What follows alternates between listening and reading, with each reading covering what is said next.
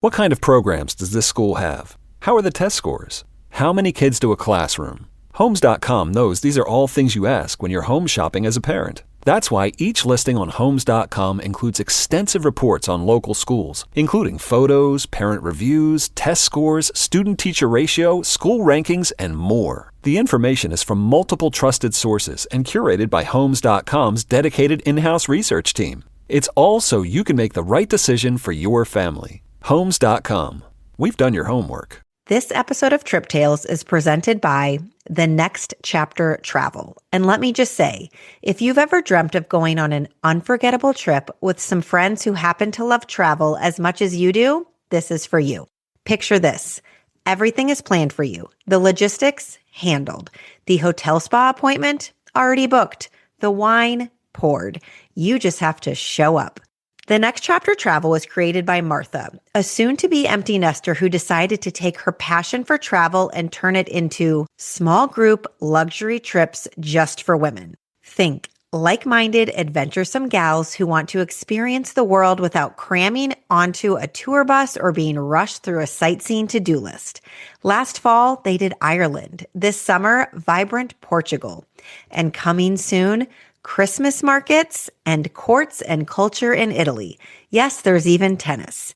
These trips are designed for rejuvenation, self-care, and connection. Because as Martha says, women spend so much of their lives caring for others, and when that starts to slow down, it's not always easy to turn that care inward. This is your invitation to do just that.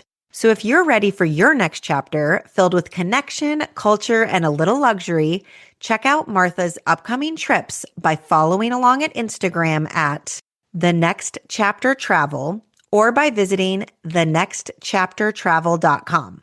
Trip Tales listeners can use code TNCT100 for $100 off at booking. Once again, that's The Next Chapter Travel on Instagram and thenextchaptertravel.com online. Use code TNCT100 for $100 off at booking. You deserve this. Welcome to the Trip Tales podcast with me, Kelsey Graves. Let's jump into a new episode exploring a vacation destination that you'll want all the details about. Hey everyone, welcome back to Trip Tales, the podcast where real people share their real trip stories to give you destination inspiration and practical planning tips. Today we are going to Hawaii with kids to some fabulous hotels that were paid for on points. But first I have to thank my most recent buymeacoffee.com supporter, my bestie, Danae. Danae bought me 3 coffees and wrote, "Thanks to Trip Tales, I was able to transfer my Chase points to Hyatt points and book our entire stay for free. Thanks for all your travel insights." Well, thank you, Danae, for supporting the show. And your comment couldn't have come at a better time because I believe today's guest will be talking about that exact strategy, transferring Chase Ultimate Rewards points to Hyatt hotels. So let's get into it with my guest, Angie, from Angie's Travel Tips on Instagram. Welcome, Angie. Thank you so much for being here. Thank you. I'm so excited. I start every episode with a rapid fire get to know you. So tell everyone where you live, what you do, and about your family. Okay, so I'm from Dallas, Texas, originally from the West Coast. We've been here for 5 years. I have 4 kids. They're all boys. They're 15, 12, 9, and 7, and they are really wild. I tell people I have 4 feral raccoons, and so traveling with them has been an adventure. As they've gotten older, we've gotten more brave with where we take them. It started with road trips and keeping everybody in a van, and then just slowly branching out. And my husband and I were the ones that did like the flying. So it's been fun the last few years as they've gotten older to start to really jump into points and miles as a family. That's what I like to share online is I wish 10 years ago somebody would have told me that on our small budget to no budget, we could have been traveling.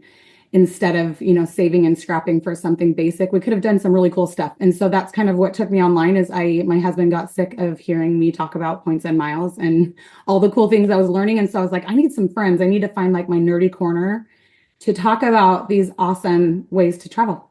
So that's kind of what brought me online. And then I've met a whole bunch of people and it's just kind of snowballed. It's been fun. Amazing. This is not a Points and Miles podcast per se, but people who listen are interested in the destinations and obviously how they can get some travel for free. And I recently did one Points and Miles episode, which was just simply how to transfer Chase points to Hyatt, because I'm kind of a newbie and that strategy blew my mind this summer with our travel. And it really is the first time you do it, just the craziest feeling. My husband is a big budgeter and frugal, and I'm always the one like pitching the trips and all the things. And we used to just pay cash for everything. And recently we sat down and I was like, here's the hotels for summer. And he's like, zero? I was like, $0. Zero. And he's like, what? So it's been really fun for us. So we'll keep the points stuff high level, but definitely some basic strategy stuff. Because, you know, everybody can follow people like you and listen to the Points podcast to get the real nitty gritty. So you guys went to Hawaii in March 2025, I'm assuming for spring break. Yep. And it was your family of 6. Yes. You, your husband, and your 4 boys. Mm-hmm. And then my mom and her best friend actually came as well, but they came separately, kind of on their own. Okay, perfect. Nice to have some other adults in the mix. Oh, yeah. What made you decide on Hawaii for this spring break trip? Being from the West Coast, we always went to Hawaii because it was fast and easy. That's kind of like a Cancun for Dallas, you know, it's like a quick, not super quick, but less than here flight. And then we got into the years of having toddlers and it was just too complicated. And so the years we spent on the West Coast, we stopped going because it was too expensive. And then we moved to Dallas and my kids got a little bit older and we missed the beach so much, even though we love Texas so much. And because Hawaii has such a special spot because of where we lived before, we've always wanted to take our kids back. We were like, we have to show them how special it is because being in United States state, like it makes it so much easier to travel there than foreign countries. You don't have to go through customs and so forth. They take the dollar, et cetera, et cetera. And so I've been so excited to take them over there, but it was just so far and so expensive. And so once my youngest turned 7, I was like, I'm ready. I can do this. We can take these feral raccoons and we can try it out. And it's just such a special spot. It's something that I think people use Hawaii as like this aspirational place to visit all over the world. People talk about Hawaii and it's for good reason. And I wondered if I would feel that way since it had been 10 years since I had been. And so I'm happy to report it was like, I started planning a secondary trip while I was there. I was like, oh my gosh, this is so good. Yeah, I feel the exact same way. My youngest is 7. I have 3 kids, 13. I'm always like, what are their ages? 13, 9, and 7. And I have that exact same feeling with the 7-year-old. It's like, they really kind of feel like they've kind of grown up a bit at 5 when they go into kindergarten and kind of start school and all that. But 7 is like, we can go places, we can do things. And it's really exciting and fun, but it's also really hard because I get a little like, we could go anywhere. So how do you choose? That's why I always ask, like, how did you pick this place? Because it's like, especially now that I follow all of you Points and Miles girls, I'm like, oh my gosh, there's so many cool Hyatts. Like, where do I want to go? This is the truth. I think because there's 2 Hyatt properties in Hawaii that are kind of, once you get into this like hobby, you can get so much bang for your buck with these 2 particular properties. And so I'm sure some of my motivation was driven by that, was that fact that there's this awesome resort on one island, awesome resort on the other. You can take a $70 or 7,000 point flight between the 2 islands. So how long was the trip and which Hawaiian islands did you visit? So we did 12 days, which is a lot. We did it on purpose. We planned ahead knowing it would be a big trip. From Dallas, it's an 8-hour flight. So it's basically like going to Europe for us. So because of that reason, we intentionally pulled our kids out of school a couple extra days on top of their 1-week spring break, knowing that we wanted to just have the best time. So yeah, we did 12 days. We did 5 days on Oahu, and then we did 4 nights and 5 days on Kauai. And then we went over to Maui actually for 3 days because we were flying home from Maui. So I kind of pivoted and switched some stuff around because I'm like, we're already over there. So we kind of mixed and matched. Yeah, that's cool. That's something I'm learning on Points and Miles right now, is that booking one-ways might be an easier way to find the good point redemptions for flights. I haven't done it yet. I'm so used to booking round trip Southwest flights. That's all we've ever done because we have a companion pass. But I'm starting to earn other points with different banks now that I'm dipping my toe in. I have I'm like way too scared to have like 15 cards, but I can have like some. So I have like all these Amex points because I just got a bonus introductory offer. And I'm like looking for my husband and I next summer. And I'm like, oh, I think what's really going to happen here is I might like find a one way to Europe and then you kind of find another one way back. And it's like, then you make your trip work around those two flights. 100%. I would say 98% of the flights that I book with points, which is all my flights. Yeah. I do one ways. Okay. Good to know. This is kind of fun. I know each Hawaiian island is a little different and they all have their own stereotypes.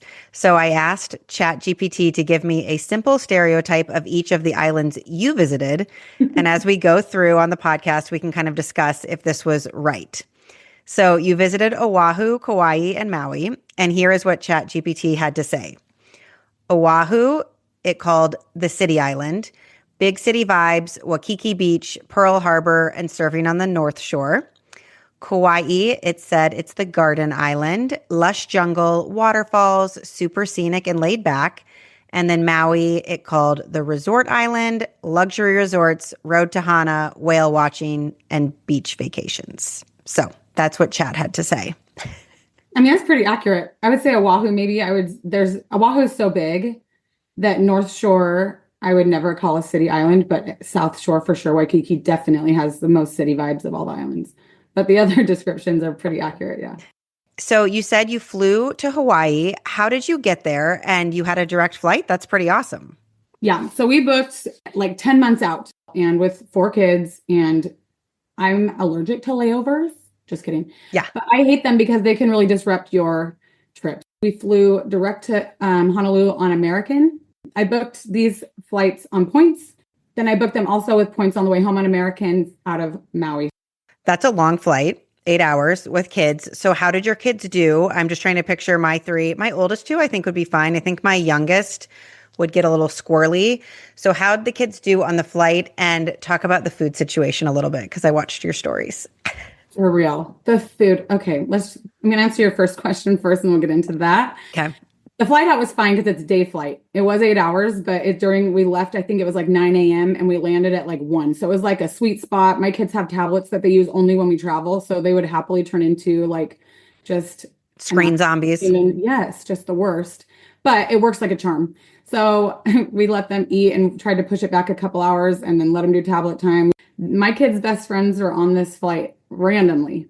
What? Yes. And so some of their very best friends were on this flight. So that was actually super helpful. Like they ended up swapping seats and sitting together. Yes, that's amazing. Yeah, it was really, really fun. Were the friends going to the same resort or a different resort? No, they were on their way to Honolulu for a layover to Kauai, but then we met up with them in Kauai. Oh, fun. Wild. Yeah, it was really fun. But anyway, 8 hours there during the day was actually cake. You would be totally fine because the flight attendants are super cool. You're going to Hawaii, so the vibe already, you get on the jet and it already feels mellow for the most part. On the way home, that's a different conversation about that. The way home is shorter, actually. I literally ChatGPT'd this on the way home because it said that our flight was going to be 6 hours and 15 minutes. And I'm like, what? And it was a red eye. Most flights out of Hawaii are red eyes because the jets go out in the day, then they bring people home at night. Not all. Southwest sometimes has some day flights and other airlines sometimes have day flights, but the vast majority of flights home from Hawaii to the United States are going to be red eyes. So I look it up and it's because you ride a jet stream home. So it's almost a full 2 hours shorter going home to Dallas. Crazy. That's wild. So we left at 10 p.m. 10 p.m. And then we got in at like 6 in the morning Dallas time. It was rough, actually. It was like a little bit rough. My kids were really uncomfortable. They tried to sleep. This was their first long haul red eye. But I'm the worst. We hit the ground and I sent them to school.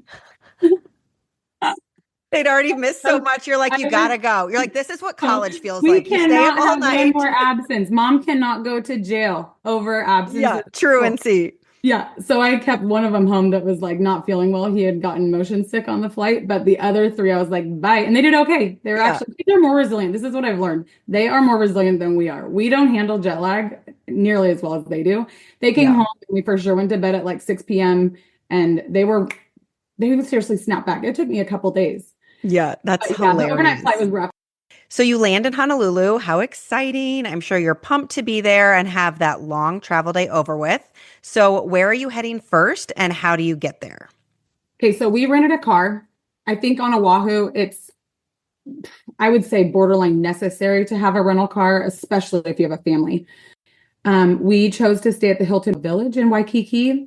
We did this because with our Hilton credit card, we get a fifth night free. So we paid for 4 nights and got a fifth night free. It's right on the beach. My checklist for Oahu had to be on the beach. I didn't want to be hauling from a car to the beach with all my kids' stuff over and over during a 5-day stay if I could help it. I wanted it to have enough room for my family, and I needed it to be affordable. And so this place kind of checked all those boxes. That being said, it was in Waikiki, which is more of a city. Like you said, it has a city vibe for sure.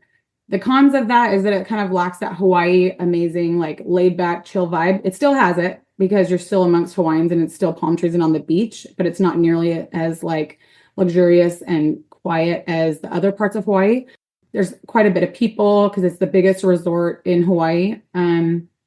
But honestly, the pros outweighed the cons all day long because it was super mellow. The staff was so nice. There's a water slide. It's right on Waikiki Beach, which is beautiful and easy. And the waves are small if you care about that. Lots of people ask me about the beaches in all 3 islands we went to. I'm assuming because they probably have littles, or they're people that don't go to the ocean, so they're a little bit worried about wave size. This beach is mellow, so it's very helpful with littles. But the pools are right on the beach. And it was and then the redemption. I hear a lot of people talking about the 4th and 5th night free options through like Hilton and Hyatt. Is the main way to get those to get one of those hotel credit cards? Yes. So Hyatt doesn't offer a fifth or 4th night free. Is it IHG? One of them that I was just looking at does. Okay. IHG offers the 4th. Hilton offers the 5th. Marriott offers the 5th. I get so much value out of that. I would say I maybe am an anomaly in this like hobby. I think most people that do what I do and are obsessed and obnoxious like I am, really prefer Hyatt. And so they don't know quite as much about Marriott or IHG or Hilton, where my husband travels for a living. So he has titanium status through Marriott, and Marriott is just it's just, in my opinion, kind of a superior brand as far as quality goes. It's very predictable in what you get. I love a JW Marriott. It's like speaks my language. It's just who I am. That being said, I will stay at a Hyatt any day, right? Because their redemptions are 75% cheaper. But the 5th night free serves me well with Marriott and Hilton as well. I supplement all day long my Hyatt stays with those. I stay at all 3. Where I think lots of people just do Hyatts. And if you have the Hyatt, like right now, I don't have a hotel credit card. If you have one of those, does that get you that night free using the credit card? Yep. The Hilton, because you have to have status, and the Hilton business credit card is what I hold. My husband has the Aspire, which is like more of like the luxe version of a Hilton card. Worth every penny now that I've learned about it, even though it has a high annual fee. It has so many cool benefits, plus a free night certificate each year and blah, blah, blah. But it comes with diamond status, which grants you that 5th night free. The Hilton business card also grants me gold status, and I get 5th night frees. There's so many things to this stuff, right? Oh my gosh, I learn a new thing every single day, I swear. I just realized that. And it's like you don't have to know everything at once, right? So that's what I'm telling myself. And it's a lot to keep in your brain. But I just realized that on my Amex Gold card, I get $100 in Resi credits, and you can use 50 at a time, first half of the year and second half of the year. So I'm like taking my parents out to eat. They're coming in town for dance recital. And I was like, oh, and I look it up, and it's just kind of like there's like 4 steps, which are easy, but you just have to take the steps. So I'm like, I have to add my Amex Gold to my Resi account. I have to book the reservation and add my Amex to Resi, even though sometimes it doesn't require a credit card hold. And then magically, I guess, if I use my Amex card at this Resi restaurant that I made the reservation, I'm going to get $50 statement credit. And I'm kind of like, this is cool. And it's like just so many things you could leave on the table if you don't figure it out. Fun fact with Resi, so Amex Gold is like probably my top 3 favorite credit card. Again, I'm an anomaly. Some people don't even hold it that are in this niche. I love it's family, big families. When I look at my points my points accumulating, it is dining and grocery stores. And then I'm doing Rakuten now. I am like just racking up Amex points. It's so fun. It's like I'm at an arcade. So when people are like, that annual fee, I'm like, I can't hear you. All I hear is free vacations. I can't because of the benefits. But as far as Resi goes, you don't have to have a reservation. All you need to do is have that card linked to your Resi so they know that you have that card. And then you just use your card at a Resi restaurant and it will trigger that. Oh, even better. There's a restaurant called Uncle Julio's, like fajitas. Oh, I know. I love Uncle Julio's. Yeah, right? It's so good. Their fajitas are dang good. And I live in like fajita land. But I didn't have time to eat out. It was like December 31st and it was busy time. And so I went over there and just bought a gift card and it triggered the $50 credit in December. It's crazy. So it's all the tricks. You do have to enroll on your Amex. I did that. Website. I did that. You do have to get the app. But once that's all set up, anytime you stay at a registered restaurant, which you can just look on their app and find one, you just use that card and it will trigger the $50. Yeah. So just to clarify for everybody, I know I say this isn't a Points and Miles podcast, but maybe it's turning into one. I don't know. But so I got the Amex Gold card and it's real pretty. It's real heavy and it's rose gold. You can choose your color. It's really pretty. And I got it with a 90,000 point introductory offer because sometimes they just kind of change them on the website for you and your cookies and everything. And I went one day and it had changed from like, I can't remember, 60 to 90. And I was like, ooh, I think I should maybe do this. But you get 4 times points on dining and grocery, which is just all I spend my money on. And then there's all these other little fun kind of offers. There's tons of offers, honestly. But the Resi one I just figured out. So I had to go to my Amex portal, connect it, kind of like accept the Resi offer. So that's all connected. And then I went ahead and made a reservation just because I needed one anyways through Resi. And then I'm going to use the card, take my parents out to lunch and be like, it's on me because I get $50 off, which feels fun. It is so fun. Yeah. And I think often, now you can turn around and say your husband wants to open the card or you want to hit another sign-up bonus, you can refer him and then you make points on that, right? Or if you don't have the card, you can ask anyone, whatever, you can find someone online, anyone that does what I do, and they can tell you what the highest offer is because we're just always in that, we're in the business of knowing the highest offers. And so I always tell people, I don't care if you use my links, but always just message me and I'll tell you, hey, that's a great offer. Hey, that's not, because we're in the business of knowing when something's a good offer. Was mine a good offer? Yes, 90 is great. Okay, great. The highest ever offer on that card is 100, and that's only been this year. I've never seen that before. I applied when it was 90. I always tell people 90 or higher for the Amex Gold. Sweet. And I just referred my husband. Find a friend. Yes. Well, I will, but my husband's a little like, can we chill out on these credit cards? But I did just refer him to the Chase Sapphire when it was 100, and I was like, jackpot, Hyatt's for life. It is a jackpot. I've never seen that card that high. I referred my husband too. Yeah. And yeah, that is a treasure trove because I think it's been 6 years or something like that since they had it that high. So okay, we're getting distracted. Back to Hawaii. Back to Hawaii. Okay, you stay at the Hilton Hawaiian Village. How many rooms do you book? And I'm assuming you book them on points. I did book them on points, and we booked 1 room, and that's because my mom came. Otherwise, we would have needed to book 2. I think it's a very controversial conversation about occupancy rules. That's like a hot thing that's always on blogs. I get asked all the time, did you fit all your kids in there? And I'm always like, what do I talk about? I would love to talk about this. Okay, I'm happy to talk about it. I'm like, I don't know that anybody really will. I don't partner with any of them in particular, so I don't think they can. You're not going to get your hand slapped. It's fine. This is a safe space. It's a safe space. So what I would say is you could totally fit more than just your 2 and 2 if you wanted to. Like if my mom wasn't there, now having been, this resort is so massive, they would have no clue what you're doing. And even though they're so nice, and if you need something, they're there. Like we couldn't get our safe open because my kids pushed it too many times and they were there in 5 minutes. They're very good, but they're also like not around because it's massive. So if my mom wasn't there, if you're willing to be like on top of each other, you could pull that off if you really wanted to, would be my very like, with an asterisk and a footnote, don't come at me opinion about like fitting in there. But my mom had booked a room. And so she took 2 of my kids every night. Yeah. So this summer we have hotels booked out in Arizona for Grand Canyon, and I booked them all on points, which was like so fun. IHG and Hyatt throughout the trip. And one of them, actually 2 of them were 5 is fine for occupancy. So for us, like that was great. But one was just 4 and I just like booked it anyways. Mm-hmm. And, I'm also learning a lot of times you can find even more point values, especially all inclusives, if you just look for 2 adults. So as opposed to adding all the kids. But anyways, someone messaged me. I was sharing how excited I was about all these hotels, and someone messaged me and said, but how did you get that? Like they're in the points and miles world. They said, how did you get that hotel for 5 people? And I was like, oh, I don't know.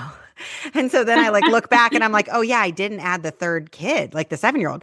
And I saw in your stories, I bought that air mattress that you blow up with your foot. That's not like it's not like you need a plug-in blower upper. Yes, you just use camper. Yeah. And I'm like, we're just going to bring her in. And then I like looked up all these Reddit threads where people who work at hotels were saying, we don't really care. Like if you're not throwing a rager party and have all these people in a hotel room that are causing us problems, if you're bringing a little kid in, for the most part, most hotels don't care. And I was like, good to know. Yeah. I've done this for years, actually, before I even started traveling and talking about online and whatever. We have family that are all over the United States. So we've road tripped for 13 years across parts of the United States, right? So we're staying in hotels and whatever. And we crammed in one room our entire like marriage and motherhood years. Yeah. But the points situation, that now that we use mostly points and miles, for some reason, it's come more to my attention, or maybe because I'm online, so you're in like the public eye a little bit and talking about, and all of a sudden I'm like, oh my gosh, I do that. And maybe that isn't like kosher. Legal. Like safe. I don't know. Yeah. Like Right. fire codes. And people come at you about fire codes. Don't come at me about fire codes. Okay. Who cares? I'll do me. And guess what? It's safer for me to have my kids in one room so I can pick them up. Okay. As opposed to a 15-year-old in the other room alone. Come on. Yeah.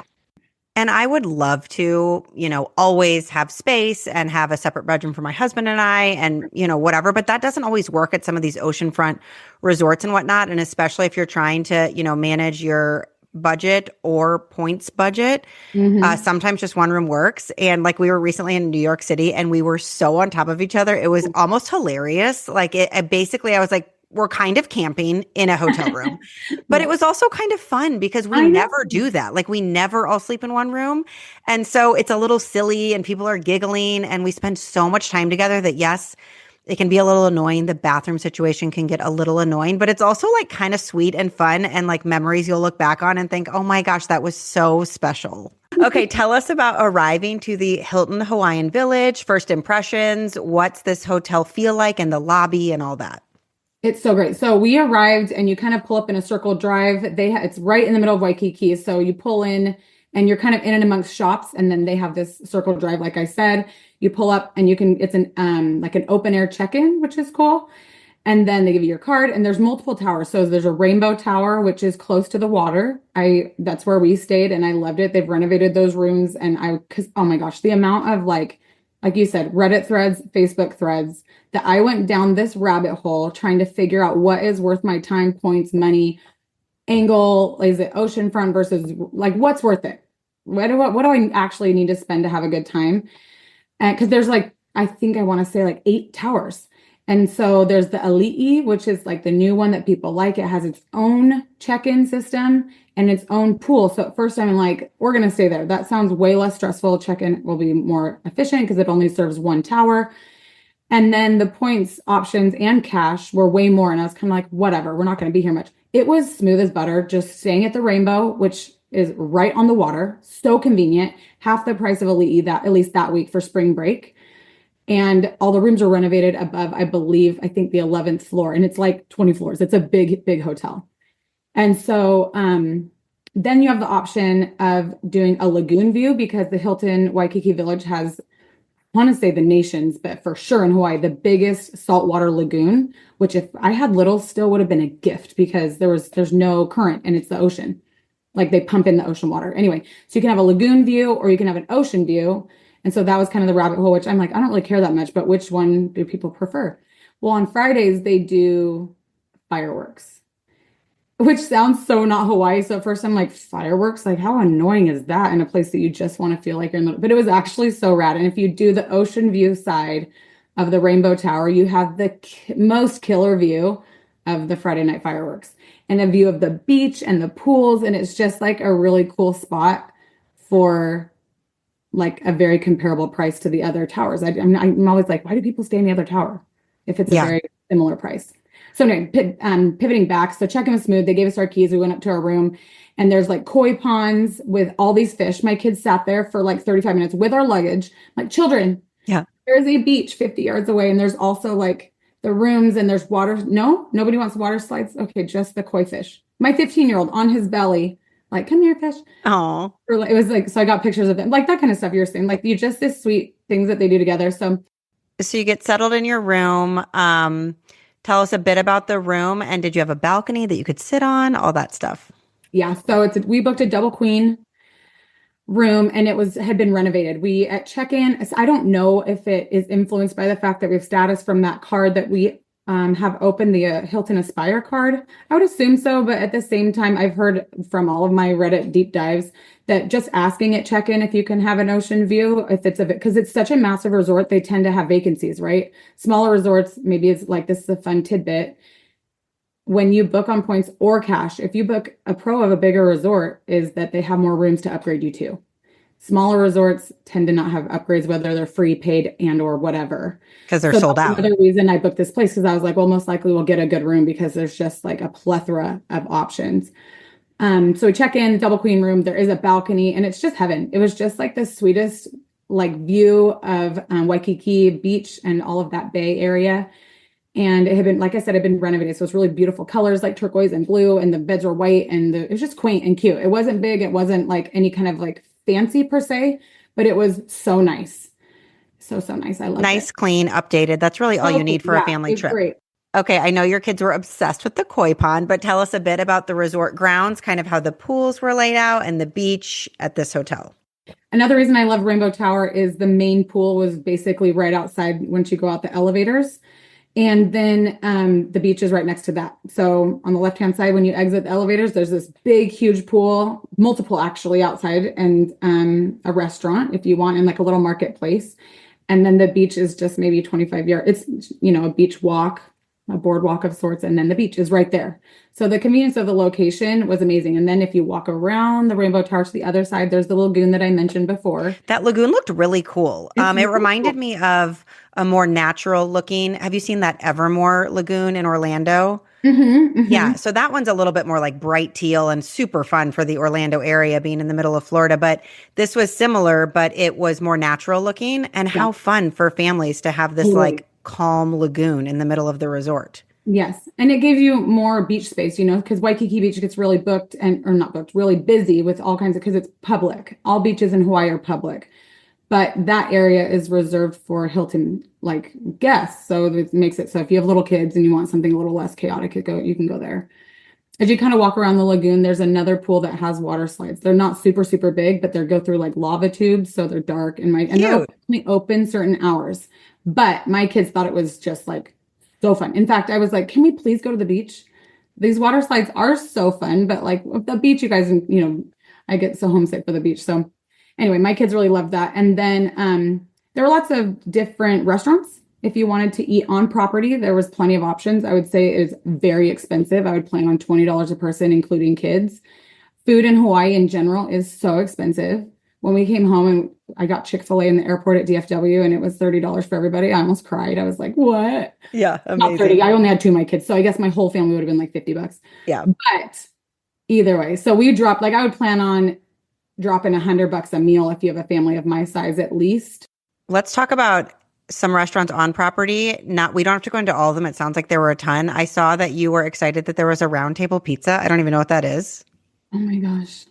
Okay, so Round Table Pizza, my husband and I both grew up. I didn't even realize it was other places outside of California. I've never heard of it. Okay, so their pizza is so good. It's not like if you've been to, here's the problem with traveling is then you go to Italy and you're like, oh, so this is pizza. Yeah, well, okay, American pizza. American pizza. Okay, so keep your expectations realistic.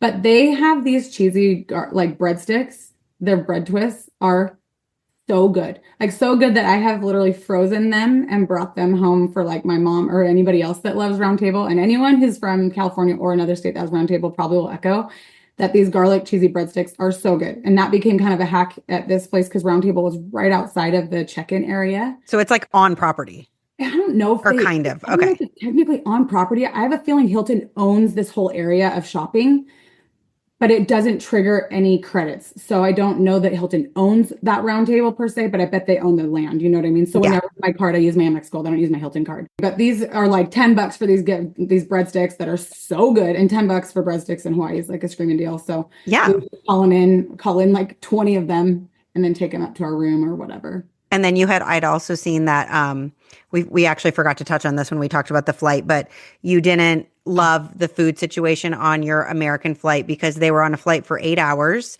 And right when they got on the flight, they gave them these boxes of like a nasty wrap. and like a snack, and then nothing for 8 more hours, which is a long time. And that really stinks about airline travel now. If you're not in first or business class, you really have to come prepared with like food, and it's kind of a lot of work. So I saw that you guys like raced to the kind of lobby cafe and just like got burgers because you were starving. So there is like a family friendly restaurant in the lobby. Yeah, that restaurant was super family friendly, and the waitresses are so nice at all the restaurants at Hilton. They're just so cute. They're mostly like Hawaiian, like locals, and they just are so good to kids. It's just awesome because as a big family, you don't always get a welcome like that from people. Lots of times people are annoyed, and with boys especially. Sometimes we've been like asked to move at restaurants. I could go on. So it's just like, as a mom who's used to like having her dukes up, ready to defend her family, it's so amazing to have a waitress walk up and be like, aloha, what do you want? You know, she just was like, great. That being said, it was like $150. Right. Expensive burgers. We were so hungry. I was like, whatever. But yeah, that was definitely like a welcome sight, was this restaurant that had coconut shrimp, because all the coconut shrimp in Oahu is so good. But the flight over was terrible as far as flight of food goes. They did give us at 9:30 a.m. a sandwich and like a little snack. And then, I'm not exaggerating, I was awake the whole time because it was a day flight. They didn't even come by with drinks for like 6 hours straight. That is brutal. Right? And I know that sounds expectant, but I've taken a lot of long haul flights, and every airline offers way better food. And it's because America, again, went down a deep dive of like Reddit threads, like what on earth is happening? And people hate it. They hate that American Airlines flight to Hawaii because American justifies it as a domestic flight, and they don't do meal service on domestic flights, even though it's 8 hours long. So that's a good tip for people. If you're flying American to Hawaii, kind of look into that on Reddit and come prepared with like chomps sticks and anything you can travel with that doesn't. And I mean, I guess you could travel with like an ice pack, but that can get a little annoying. Well, and we tried, because I knew going into it, like I wasn't surprised by it, still annoyed, but was not surprised. Yeah. We have a card that gets us lounge access. Our Capital One Venture X card gets me access and 2 people. And then my husband has it and he gets 2 people. So our whole family of 6 goes to the Capital One Lounge at DFW for free before flights. And the food is so good. And so we just loaded up. I told them, like, the food on this flight is going to be terrible. So just fill up your bellies, make sure you get plenty of water. And so as long as you do that, but you know, by hour 6, it's like, that doesn't even matter anymore. Yeah. I need some like actual food. So yeah, go to the lounge beforehand. Well, back to the delicious food in Hawaii. I did see that you said you ate coconut shrimp almost every day, which I love coconut shrimp. And I don't get it a lot in Nashville, like maybe here and there at a restaurant, but you know, you're not like ordering seafood all the time in the middle of America. And so that had to be so fun to be just like eating your weight in coconut shrimp. Totally. And it was so expensive and I don't even care. It was like $20 a time. And my kids, 2 of my 4 kids love it. And so it becomes even more fun when your kids like to start liking fun food. Yeah. When they come around and stop eating like applesauce and PBJ all the time, it is like a whole other world of parenting. It is so fun and so expensive because we want our kids to be good eaters as well.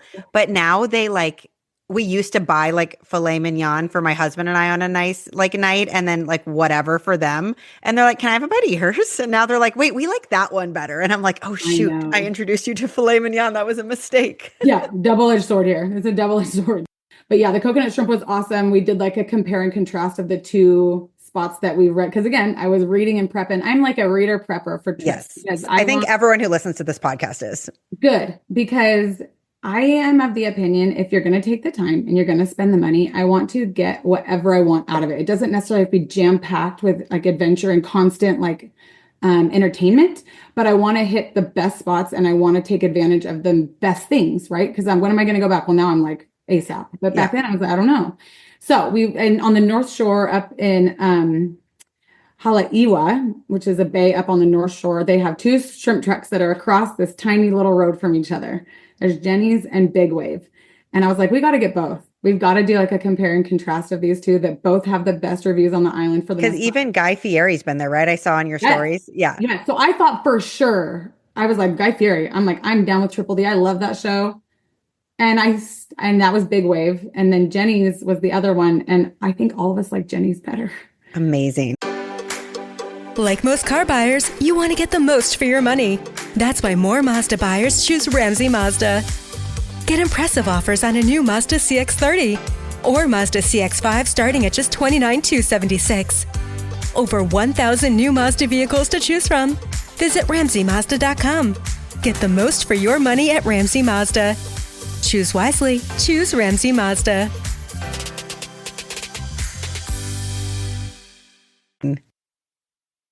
Outside of specific excursions and activities that we will get into in a minute, tell us about a typical day for your family at the Hilton Hawaiian Village from sunup to sundown.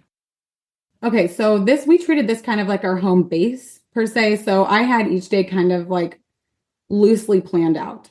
The North Shore is about an hour drive, so I tried to strategically make sure that our excursion days leaving the resort were on one day or two, depending on what we were doing. And then in between those, I tried to have resort time so that we weren't constantly going.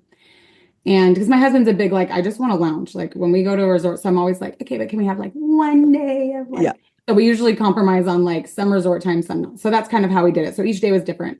The first day we got there, because I told you my mom and her best friend were with us. So I also had that added, like, are you guys having a good time? I planned all of it and they're so easygoing, but you worry that they're having a good time. So I kind of let them know ahead of time, we're going to land, we're going to go in, we're just going to like veg. We went straight to the beach the first day and just put our feet in the sand, which feels so good when you're from the middle of America and are not on the coast. After having spent, 12 years on the beach, it like was just like soul warming. And playing with my kids and just like have your feet in the water and there's like a sea turtle in the wave and you just sit and enjoy it. So that first day, I love not hitting the ground running. And so we just enjoyed the room. We went and got that food that I shared. And then I can't remember what we ate for the first day for dinner. Actually, I remember it was a fish house and it was so good. There's lots of walkable. Was it the Paia? I wrote that one down. Paia Fish Market? Called Paia Fish Market. And they have all the fresh catches from Oahu for the day. Ooh, fun. So that's where we walked. It was like a 10-minute walk. And it was just like, you know how it is. You hit your like resort, you show up, it's this beautiful weather and you're like on the beach, then you walk and get fresh fish and you're like, am I in heaven? Where am I? This is not Dallas. I'll tell you that because I don't see one barbecue joint, which is fine. I love barbecue, but it was such a nice change of pace to just be somewhere so different and just like slow the pace down. But the resort makes it very convenient to walk almost anywhere in Waikiki. We didn't have to even pull our car out to go to the restaurants while we were there. Our car was exclusively to be able to go explore the rest of the island. Okay, let's talk about what fun excursions and activities and exploring you got into in Oahu because you guys did so much. And some of this stuff, I was like, excuse me, what are they doing? So let's start with sharks. Yeah, we are adventurous for sure. And my kids like I said, I had all my kids in Monterey, California. So if you know anything about Monterey, there's an aquarium there, one of the best in the world for sure. And so they grew up loving sea life and especially sharks. Like if you ask anyone who knows us, I've had people send my kids sharks crap like purses and backpacks and because my kids just like sharks. I don't know. You're like overloaded with shark paraphernalia. They just love it. Even it started with my 15-year-old and he's like too cool now. But if you ask him about it, he can name the genus and species of whatever you want down to my 7-year-old. They just love them. It must be genetic. I love them. I have always watched Shark Week, even as like a single person. So I don't know. You were meant to be a boy mom. It's just, do you know what? I told my husband when we were dating, I'm going to have all boys. So if you're fine with that. Oh my gosh, that kind of just gave me chills. And you had 4. Like, I just knew. It was almost like, I'm like, if I have a girl, it'd be great. Like I love little girls, but I just have always felt like I'm going to have all boys. And then when I did, I was like, right, that's what I thought. Wow, amazing. Like, good luck. You don't get to choose. And I'm like, well, right. I'm happy with anyone who gets here healthy, but I'm telling you they'll be good. And then they were. Cool. Anyway, so for Christmas last year, we've really tried to hone in on how we can do either trips or experiences instead of stuff because our kids have plenty of stuff. And you end up, it's annoying, honestly. With multiple kids, you get to a point where you're like, we don't need one more anything. We've got it all. And then they play with it for a week or two. And then it kind of just sits up in the playroom and it just collects. Totally. So I'm into this. Was this a gift? Yes. Oh, smart. So we gifted them a shark dive. Cool. And it's caged. First of all, everyone asked that first. It was caged. We were in a cage.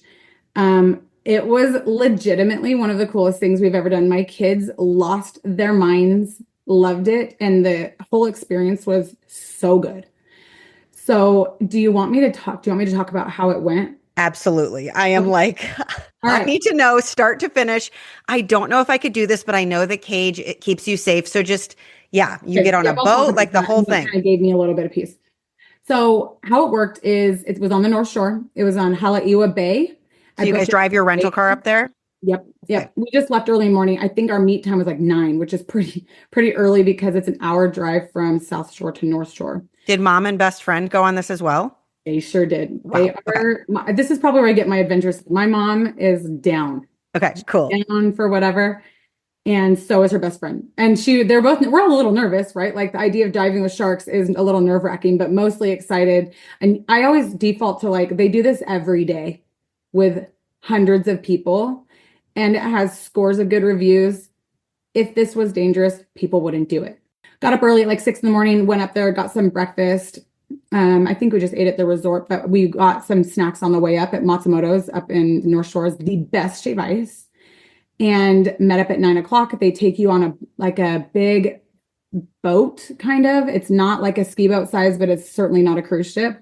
Big enough that you could fit like at least 30 or 40 people on it. Almost like a ferry or pontoon, like type big boat. Yeah. Mm-hmm. It almost looks like a fishing boat of sorts, but like a big one, like a commercial fishing boat kind of. Yeah. The guys that run it, there's like 4 crew members and they know all the things. They're young and fun and super current. They're just so great. And so they could answer all my kids' questions. And sometimes my kids answered their questions because they're just that like obnoxious with their love of sharks.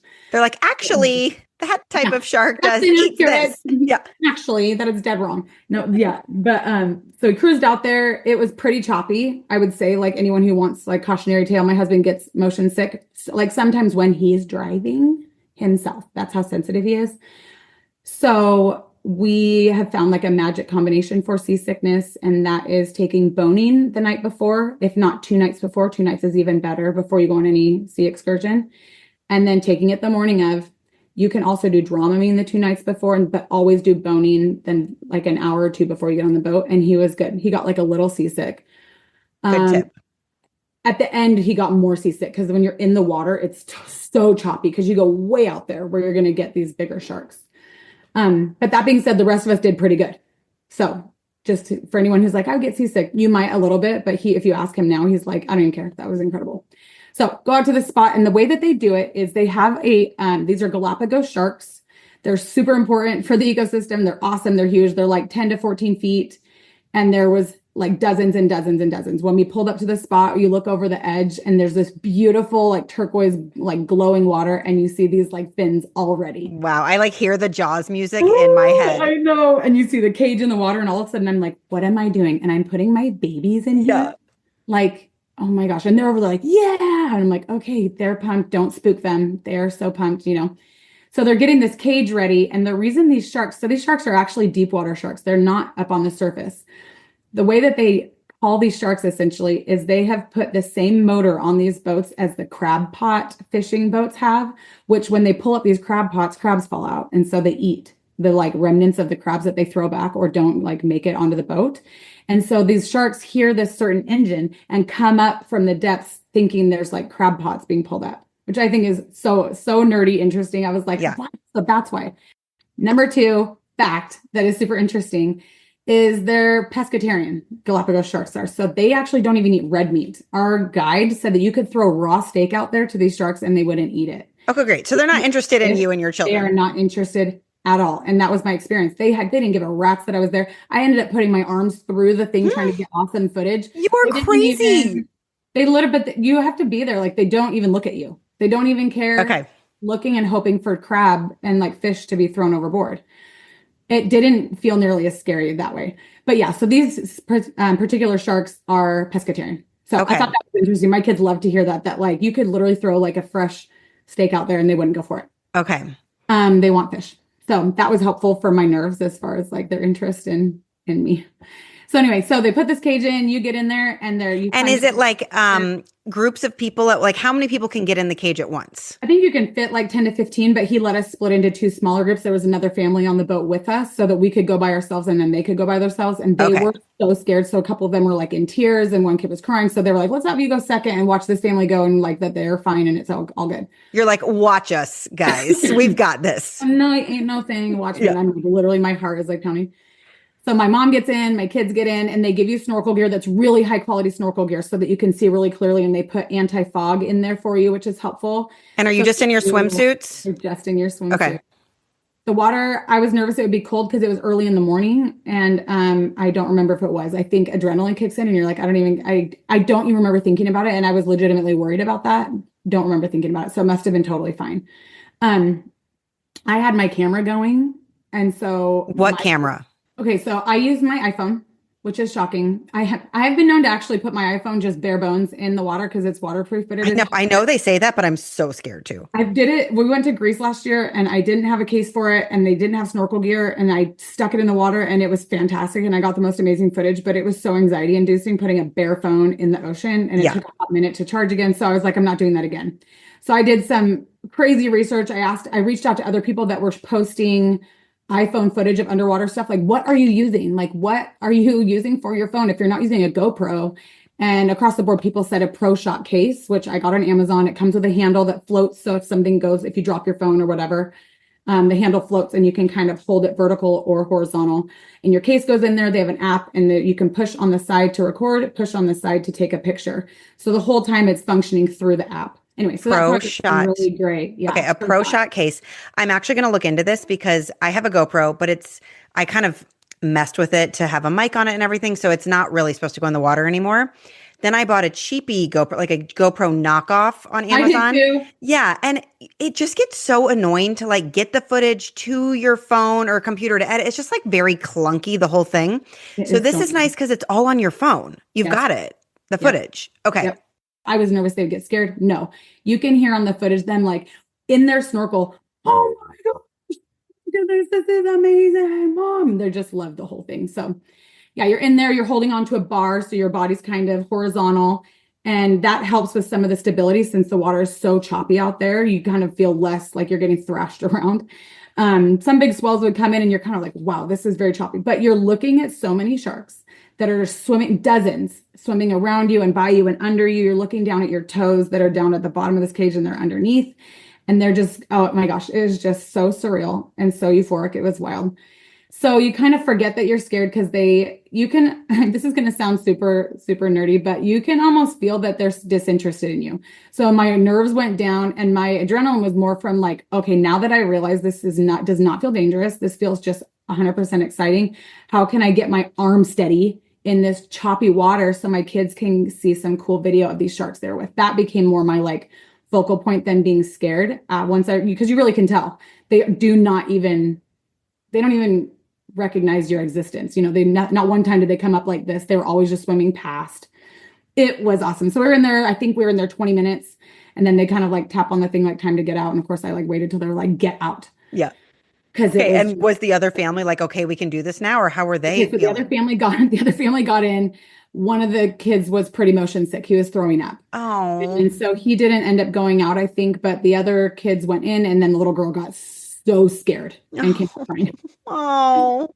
So I think tried. but the adults were like, this is so rad, but they just felt bad because one of their kids was sick and the other one was like pretty spooked. But I think overall, if you understand, and there might have been a language barrier too, because I don't think that they were American. I think they were visiting Hawaii from another country. So I don't know that they fully understood that they were pescatarian, like some of these things that were very helpful to kind of ease nerves. I'm not sure that they understood some of that. So I think doing enough research and understanding that it's safe and whatever, it was just very helpful ahead of time. Awesome. That is so cool. You guys win the award for adventure and fun and way to go, Mama. That's such a good gift. I know people give trips, but like us, when we're always planning trips and if trips are on points and, you know, that's going to happen anyways. I like the idea of giving the excursions at a birthday or a holiday because that's like something they get to look forward to and is like a memory for life. So very cool. Well, and you mentioned using Rakuten, and I booked with Viator on Rakuten and got 20 times points on these excursions. So I earned thousands of points on top of it. So there's ways to even like make a bunch of like earnings off of it. I saw that over Mother's Day. They had 20 times and I was like, I don't need to book an excursion anywhere, but should I? Like, should I just make a trip happen? It's so tempting. So tempting. All right. What other fun activities did you get into? I know that you did a lot of boogie boarding and you have a beach bag you love to pack with, which I feel like you should share with everybody. I do. And let me just first and foremost, I don't check bags. I am allergic to that as well. My dad was a pilot and we just didn't. He was like, no, you lose your bag one time and you become like a checked bag hater. Plus, to be honest, like I said, I don't like to waste time. I have 4 kids. Waiting for your bags at the end of a flight makes me just want to punch something because after being on a flight for 8 hours and then you have to stand there for 40 minutes waiting for all 6 bags. We are so bad at that. We check everything, probably because Southwest lets you I check know, 2 bags. it's And true. but I like to bring a lot of stuff. I like to like change for dinner and then the shoes and then the toiletries. I just can't do it. But maybe I'll try to Okay, this is be my better. hack for this. Okay. This is a little bit in case you end up shifting over. Okay. So kids can bring a roller and a carry-on. Right. Everybody can have I 2. think So they can have a big backpack and a roller. Okay. So my kids get to carry my stuff sometimes. Okay, true. So like I'll put like shoes in the bottom of their, I don't overload them with all of my stuff, but I certainly pack, like I'll tell them like your roller is yours. Your backpack is the front 2 pockets are for your plane ride. The back pocket is mom's for our family. Yeah. I will pack their like other stuff in there. But back to your original question, this bag that I love from Barrel Point Surf, I love them so much. They ended up sponsoring like some of my content, but it was because I reached out. Like, you guys are so nice because their bag got a tear. I reached out. They just sent me a new one without even asking. They didn't even ask for a picture of it. They just had such good customer service. And I love being able to take my boogie boards and skim boards on our trips with us, because then you get there and you have fun things for your kids to do without having to buy them there. Explain this bag, because we buy boogie boards all the time in Florida. And if we're not driving there, we have them in our garage. If we drive, we throw them in the car. But explain the bag, because boogie boards can keep kids entertained for hours, but then you constantly are buying them. So explain the bag. So the bag carries at least 2 boogie boards. We also packed our 2 skim boards, and then it has a front pocket that I put all of our beach stuff in. I'm not worried about getting cracked and whatever. I even have a Ziploc. Since you're checking it, I put a Ziploc with like all of our sunscreen and whatever, just to like 1 or 2 or 10 less things in our carry-ons. So it fits, 2 full-size boogie boards plus our 2 skim boards, which, side note, try skimboarding, because some of the days if the waves are mellow and boogie boarding is lame, that's when skimboarding is so fun, because there's usually like standing water on the beach or low lying waves.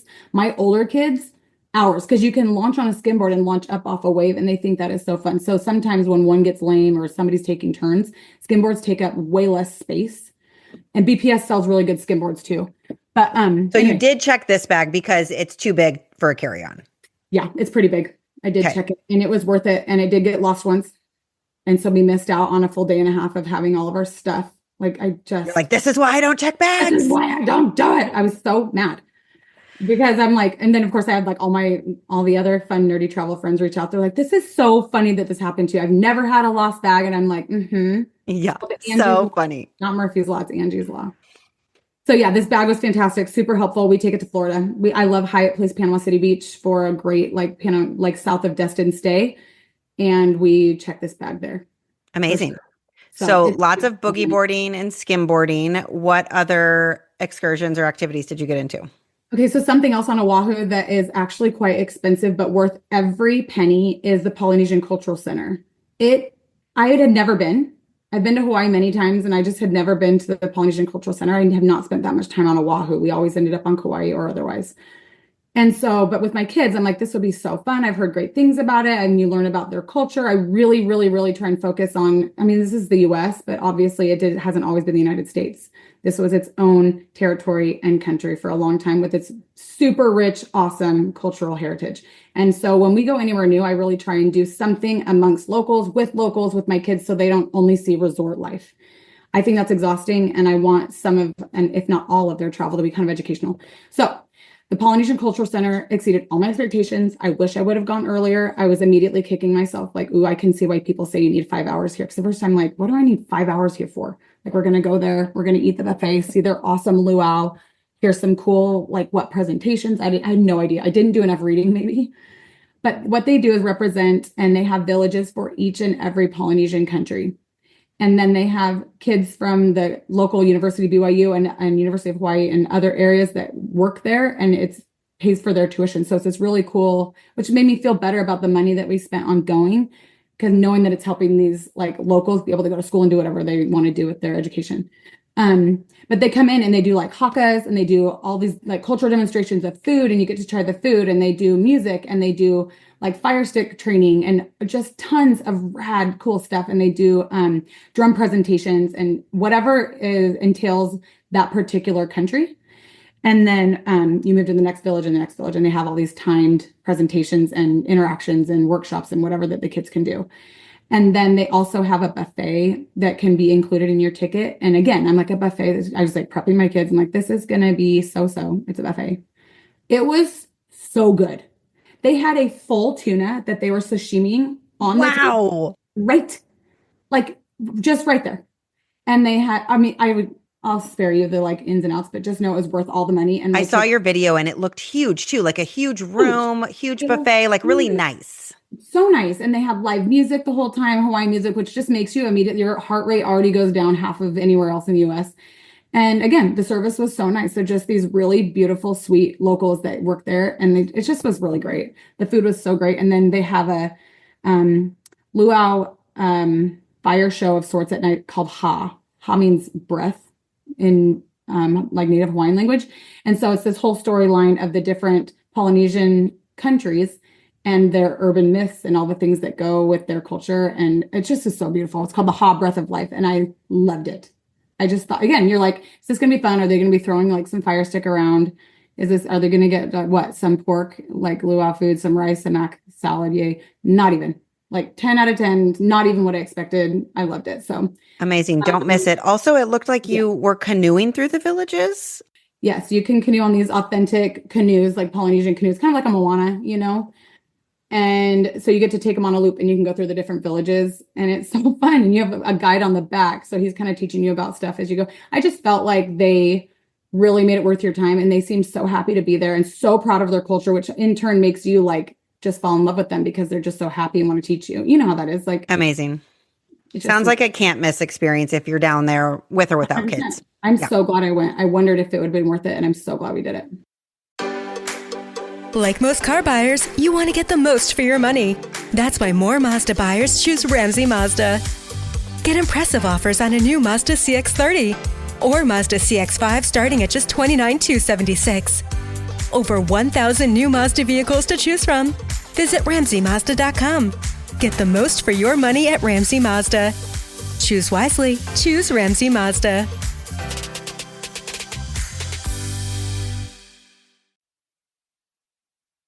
Because Polynesian Cultural Center is also on the North Shore, we kind of tried to make a day out of our drive home.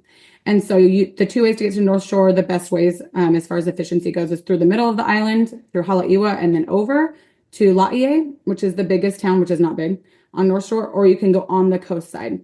The coast side obviously is going to be a little bit more picturesque as far as like beaches and coast go, but the middle of the island is like the most lush, biggest vines, jungles, all the things. So I kind of suggest going in one way and out the other. And if you're going to do the PCC, which is what they call the Polynesian Cultural Center, I think it's kind of fun to go through the middle of the island, get lunch in Haleiwa, whether it's like a shrimp truck in Matsumoto's, which is the best shaved ice in Hawaii, and then go over to Polynesian Cultural Center for the whole day and then kind of meander down home on the coast side. So on the way back, we stopped at the Halona Blowhole, I think is what it's called. And again, I was like, oh, this is going to be interesting. We'll see. It was so cool. It's like once the tide's in, it shoots this water up through a blowhole. And then there's a kind of wild beach down below that you can hike down to. It's safe as far as the beach goes. The water itself, I probably wouldn't have let my kids in if they weren't kind of ocean savvy. They are in the ocean and grew up by the ocean and they're very kind of well versed. And my husband is captain lifeguard of water. And he was right on the edge the whole time. My kids had so much fun. They ended up swimming in these waves because they like to just body surf over and over and over. But with turtles, like there were turtles in the waves with them. So I saw this. I was like, this is seriously a dream. It was a dream.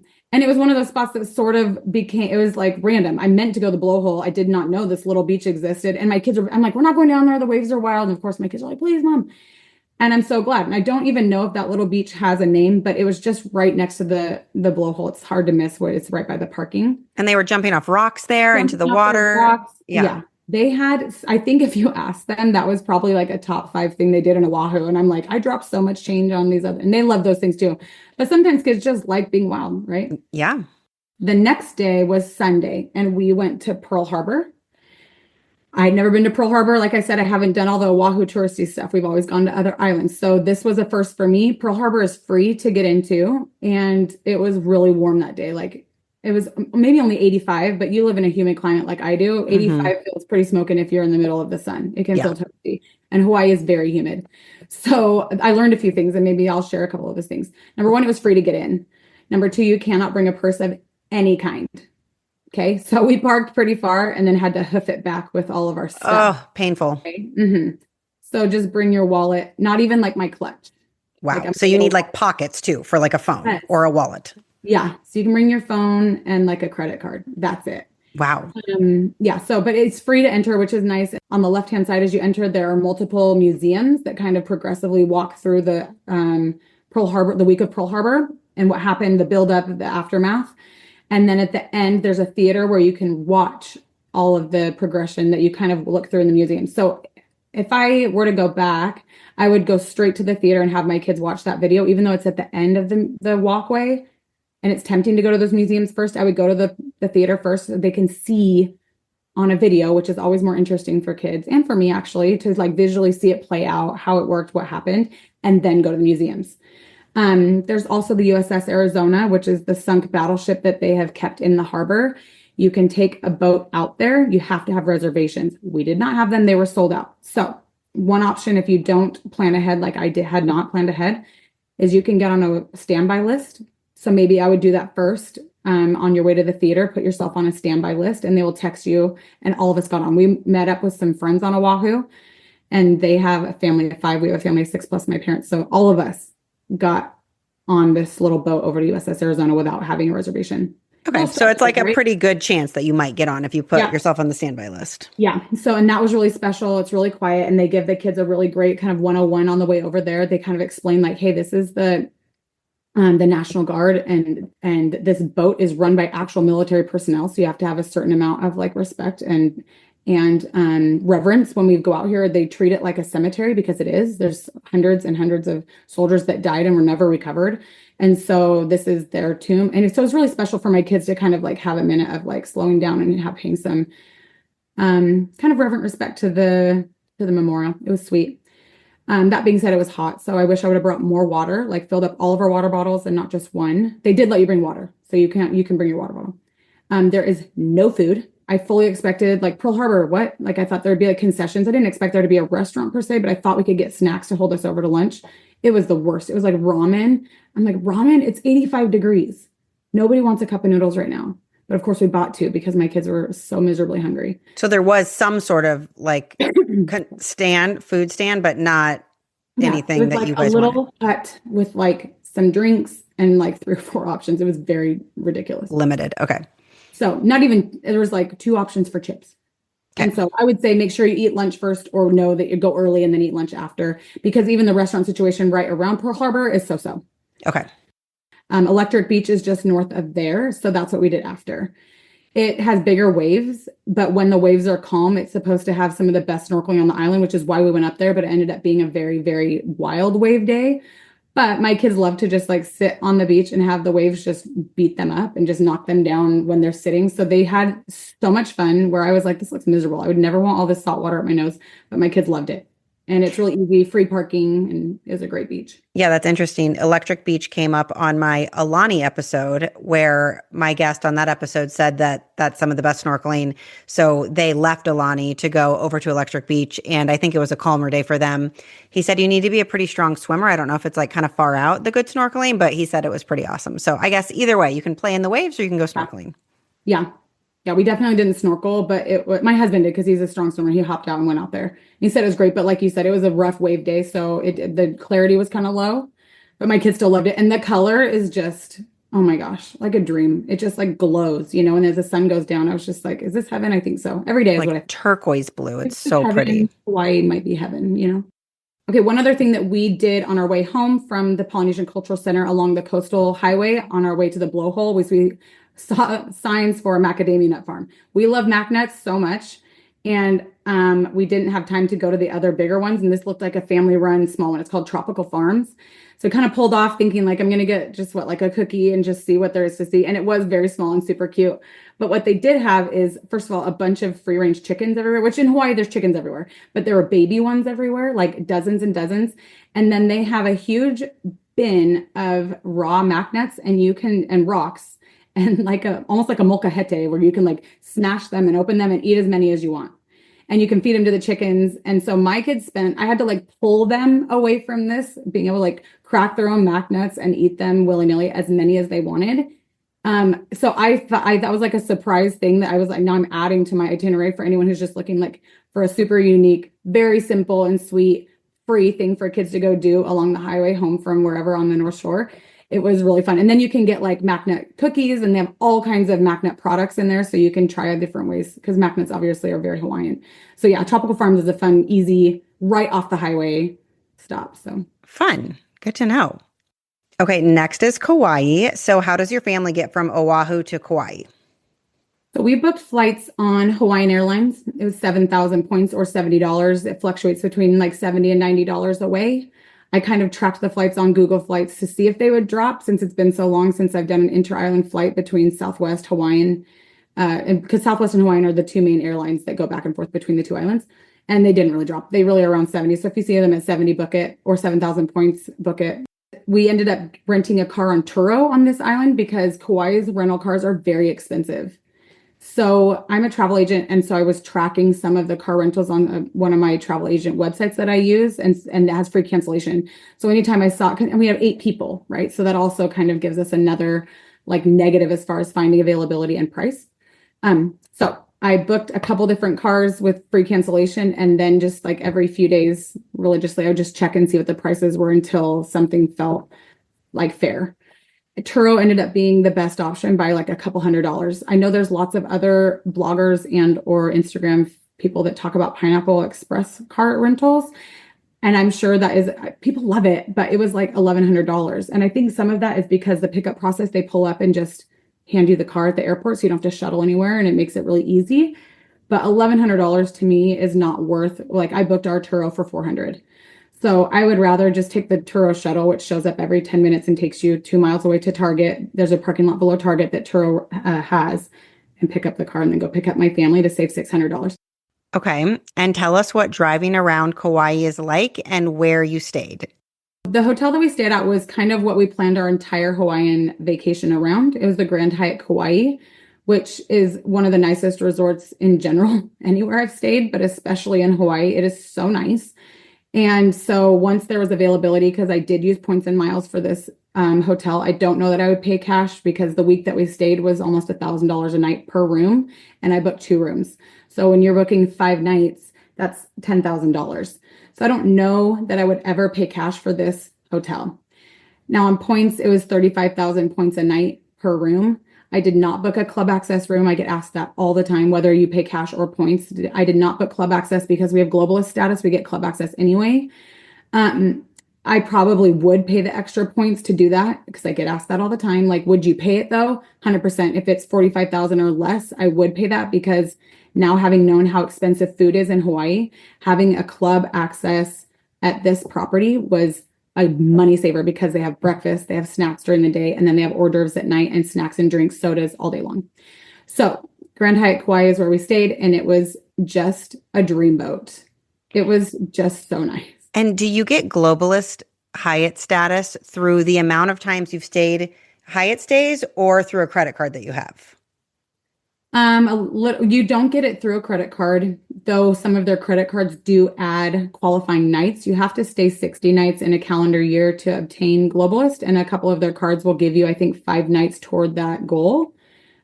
We got it through a corporate match. So my husband works for Fidelity Investments, and this is for anyone who's listening. You can go, if your husband or you work for, or whoever, I guess, works for a corporation of any kind, you can go put your corporate email you can just Google it, the Hyatt status match, corporate status match, and it will tell you right away if you can status match. From there, it gave my husband Explorist for 3 months to try out, with the option of staying 20 nights in those 3 months to get globalist for like, I think it was like 16 months. So we have it through February. So that's what we did. We did a corporate interesting hack. Right. And we already had, I mentioned Hyatt Panama City Beach, Hyatt Place before. We had already had 7 nights booked there anyway in that time frame. So that was 7 of the 20. And then we actually, I booked local hotels around here that were like 3,000 and 4,000, 5,000 points, and just like go check in. And sometimes my husband would just go work there for the day to get those other 20 other nights, because I did the math, and spending those points was going to save me so many points by booking a 35,000 point room instead of 45. Does that make sense? Yeah. So when you need to reach the goal, whether it's 20 because of the hack you did or 60 or whatever, if you stay on points, does that still count as a stay? Yep. Okay. Got it. Yep.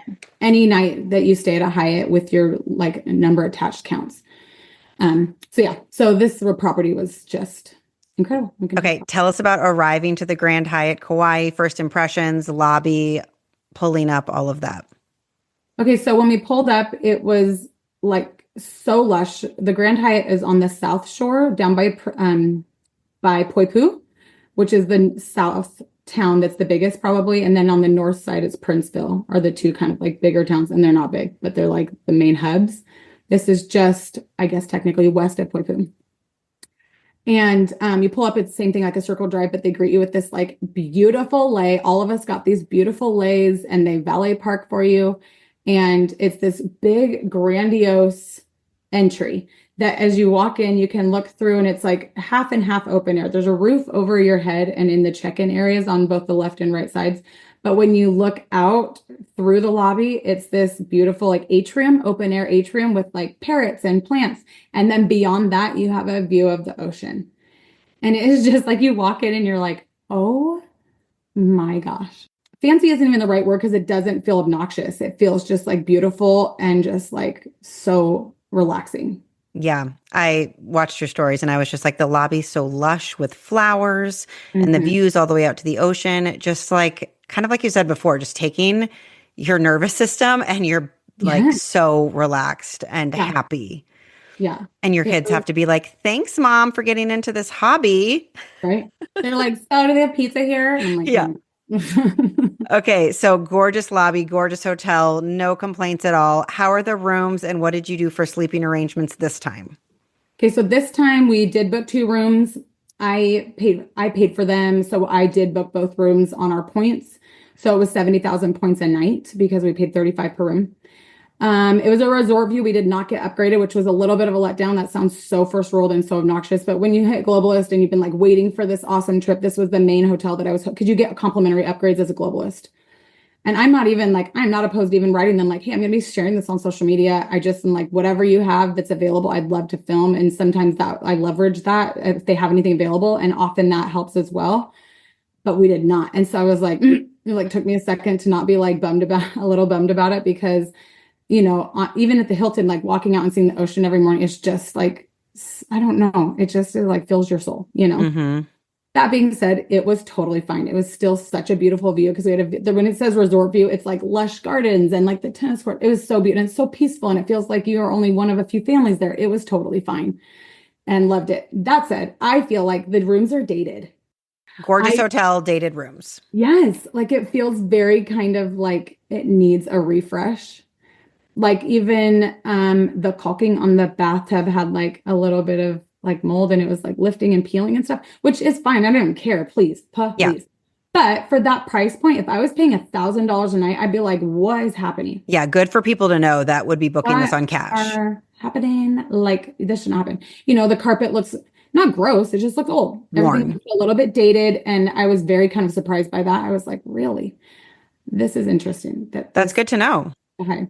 Now, in contrast, the grounds and the land and like the whole property itself outside of the room was unreal. Yeah. Tell us about the resort grounds, pools, beaches, all that whole just walking around. I mean, they must spend millions, I'm not kidding, on their landscape and maintenance. I have no idea.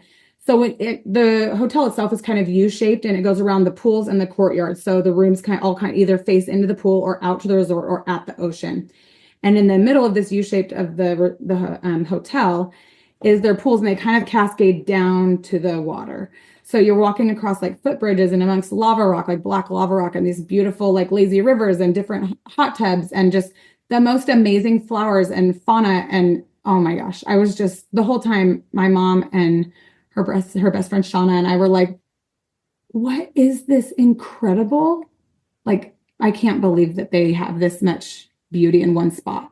It's like very natural looking, but meticulously maintained, like flowers everywhere and little bridges. But it doesn't look like, at an all-inclusive, you're going over a little bridge under like a man-made pool that, and this looked more natural, like you're just totally in the beauty of nature, but also meticulously maintained. Yeah. And at the very bottom, they have a saltwater lagoon as well.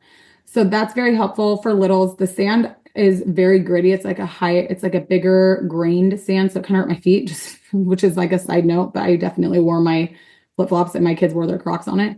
Other than that, this saltwater lagoon is big and beautiful and right by the ocean. So for those that didn't like the beach, because sometimes Grand Hyatt gets, man, I got so many questions about the beach. Is there a beach? Is it usable? What does it look like? So this saltwater lagoon was helpful if people have concerns about big waves or unusable beach space. What did you think about the beach? Oh, we freaking loved it. We loved it so much, but my kids are older and they're adventurous and they're totally well-versed in boogie boarding and like they're not spooked by waves. Now that means it's Hawaii. It's not Turks and Caicos, you know, it's Hawaii. So people have to expect some waves. People go here there and from all the world to surf, which requires big waves. Yes, there's a beach. Yes, it's amazing. It's massive. There's sand. Like if you're looking, because then like, is there sand? Yes. Oh my gosh, yes. It's long too, like a full football field, if not longer, of a beach stretch. Are the waves big? Yeah. It looked like at the end, there's like a cliff that maybe or maybe not should be jumping off of, but you could, your adventurous family of 6 and your 4 feral boys were jumping off of. So that's super fun for an adventurous family. It was definitely big. And I read about it online and it's safe to jump off that area. The locals jump off of it. And my kids have jumped off plenty of cliffs and their dad went with them first and they checked out the ocean first. It's very high. It's like 40 feet. It's a high jump. You wouldn't catch me dead. I'm not. My kids do it. I am not. I do not. I take videos of my kids doing crazy things and I do not do those. I think just my older 2 went. I don't think my 3rd went, but my older 2, my 12 and 15-year-old jumped and they thought it was the best thing ever. So and then, it's fun if you have older kids that are adventurous right there at the resort, right? Yeah. So you have stuff for littles, you have stuff for middles, you have stuff for bigs if they really like that whole thing. Boogie boarders, I feel like you didn't have to leave if you didn't want to. Yeah. In addition to the beach, there's also multiple pools and water slides again, which is like, I mean, give my kids a water slide and we are like set for a while. All ages. Like my 15-year-old loved it. So I just feel like it was a really great spot that entertained all the ages. Outside of specific excursions and activities that you guys did, tell us about a typical day for your family at the Grand Hyatt Kauai from sunup to sundown. Okay, so I could spend every day, the rest of my life at the Grand Hyatt Kauai happily and never go anywhere else. That's what I decided. So one of the days that we didn't leave and go exploring Kauai, we obviously slept in, which was a gift. Like I mentioned before, we went down to the lounge every morning for breakfast. The lounge has this huge spread of like fruit and like cheeses and eggs and bacon, and they have unlimited, I think they even have like a latte machine and they have sodas and they have cereal. It's just loaded with really good options for breakfast. So every morning, nobody got sick of the food. Then we would typically grab a bunch of the snacks to go and then go grab a spot at the pool. And so, like I said, we met up with friends. And so we kind of would tag team and go get some chairs. I will say it's a little bit difficult to reserve a chair if you don't get there a little bit early. But yeah, so we went straight to the pools. They just literally water slid, past tense of water slide, as to their heart's content. And there's a couple different ones. There's a lazy river that kind of cascades down, and then a huge main pool, and they just played and played and played. There's a cafe poolside, and it's actually pretty reasonable. And I thought the food was really good. The hot dog was gigantic. I even took a picture of it because I want to say it was, I'm not kidding. I bet it was 10 inches. It was huge. And my kids loved it. It was like $12 or $15, which sounds expensive, but for Hawaii is reasonable. Yeah. And I love a poolside lunch. Like I'm willing to pay extra for a poolside. Nobody has to leave, eat in your swimsuits, eat it on pool chair. It's the best. Right. And charge it to the room, baby. Just do it. Yes. So that's what we did one day. And we just all got a bunch of different food to try from that little cafe that's right next to the pools. And then after that, we went to the beach. So that was kind of hard trying to figure out like which kids go to the beach, which kids go to the resort. I don't know, but they had classes that were offered for free, like lei making and kukui nut making necklaces. And they had, what was the second one? There's a kukui nut, those brown nuts that are kind of like, almost like a seed or a bead, but it's a nut. Okay. Yeah. So they have lei making and those kukui nut necklaces. Cute. They had, hula classes that they could go take a hula class, which was really cute. Is this all included? Yes, it's all included. I think there were some paid options. I didn't do them. We were just like, the resort is so incredible that we didn't ever feel the need to like supplement entertainment, is the truth. In fact, we didn't even take advantage of most of the classes because we were either out exploring or just like loving just sitting together and not doing that. Fun. But it was fun to know. They give you a calendar and all the different scheduling of the different things that are going on. They also have birds in the lobby, and they have like a bird show where they feed them and talk about the birds. And so they have different things you can do around the resort if you want to. But like I said, for the most part, my kids were just totally content to be on water slides and the beach. That night, for for dinner. So we were with friends, like I said, and our rooms were 2 rooms apart, which was coincidental. I tried to tell them like, get over in this wing, and they didn't. They were like, we can't guarantee it, and we ended up close by. That night we had my son babysit. He's 15 in our room. Both of us had Nintendo Switches. We hooked him up to the TV, and we had 7 boys because she has 3 boys. I had 4 boys. Oh my gosh, boy party. And she has a connecting room. She booked a room that had a double queen and I think it was 2 double queens actually connecting. And we ordered them room service pizzas because I think were like $12, ordered them room service pizzas. And we went to the on-site Tide Pools restaurant. And it was so good and so pretty. You like walk over these really beautiful koi ponds. Again, expensive, but like very fun to have an adult night after so many nights with the children. So, that sounds like a lovely resort day. And that is a perk of your kids getting a little older. We're starting to be able to do that too. And honestly, I think the kids need some downtime sometimes because we are like, go, go, go. We know the vacation is limited. We know we want to see as much as we can. We want to go and do. But we noticed even in New York City one night, they chilled up in the hotel room. It was like the 40th floor. And we would go down to the lobby and have some adult time. And they were thrilled to have a movie on or be able to use their screens and kind of have their own downtime because they don't care about going to a fancy restaurant. Like that's not that interesting to them. Mm-hmm. So it's awesome when you can like have a night like that on vacation. And I think that's really fun when kids get to be teenagers. It's like jackpot parent night. They thought they were just so cool. Okay, let's talk about some of the fun excursions that you got into. Snorkeling. You guys did a little snorkeling, and then I saw your sea turtle video and I was like, how is she getting that video? And now I know it's your cool iPhone case, PowerShot. Yep. So we did a lot of snorkeling. One of our favorite places on Kauai is up on the North Shore and by Princeville called Hanalei. It has a very mellow, smaller wave beach with lots of good snorkeling. Just south of Hanalei is a beach called Tunnels. So Tunnels Beach has incredible, if the waves are calm. If the waves aren't calm, I probably wouldn't even go because there's a lot of rocks and stuff like that, and it'll be very churny and cloudy. But if you can get it on a clear day, some of the best snorkeling on Kauai is at Tunnels. So, and we've been a few times in the past, and we're super excited to take our kids.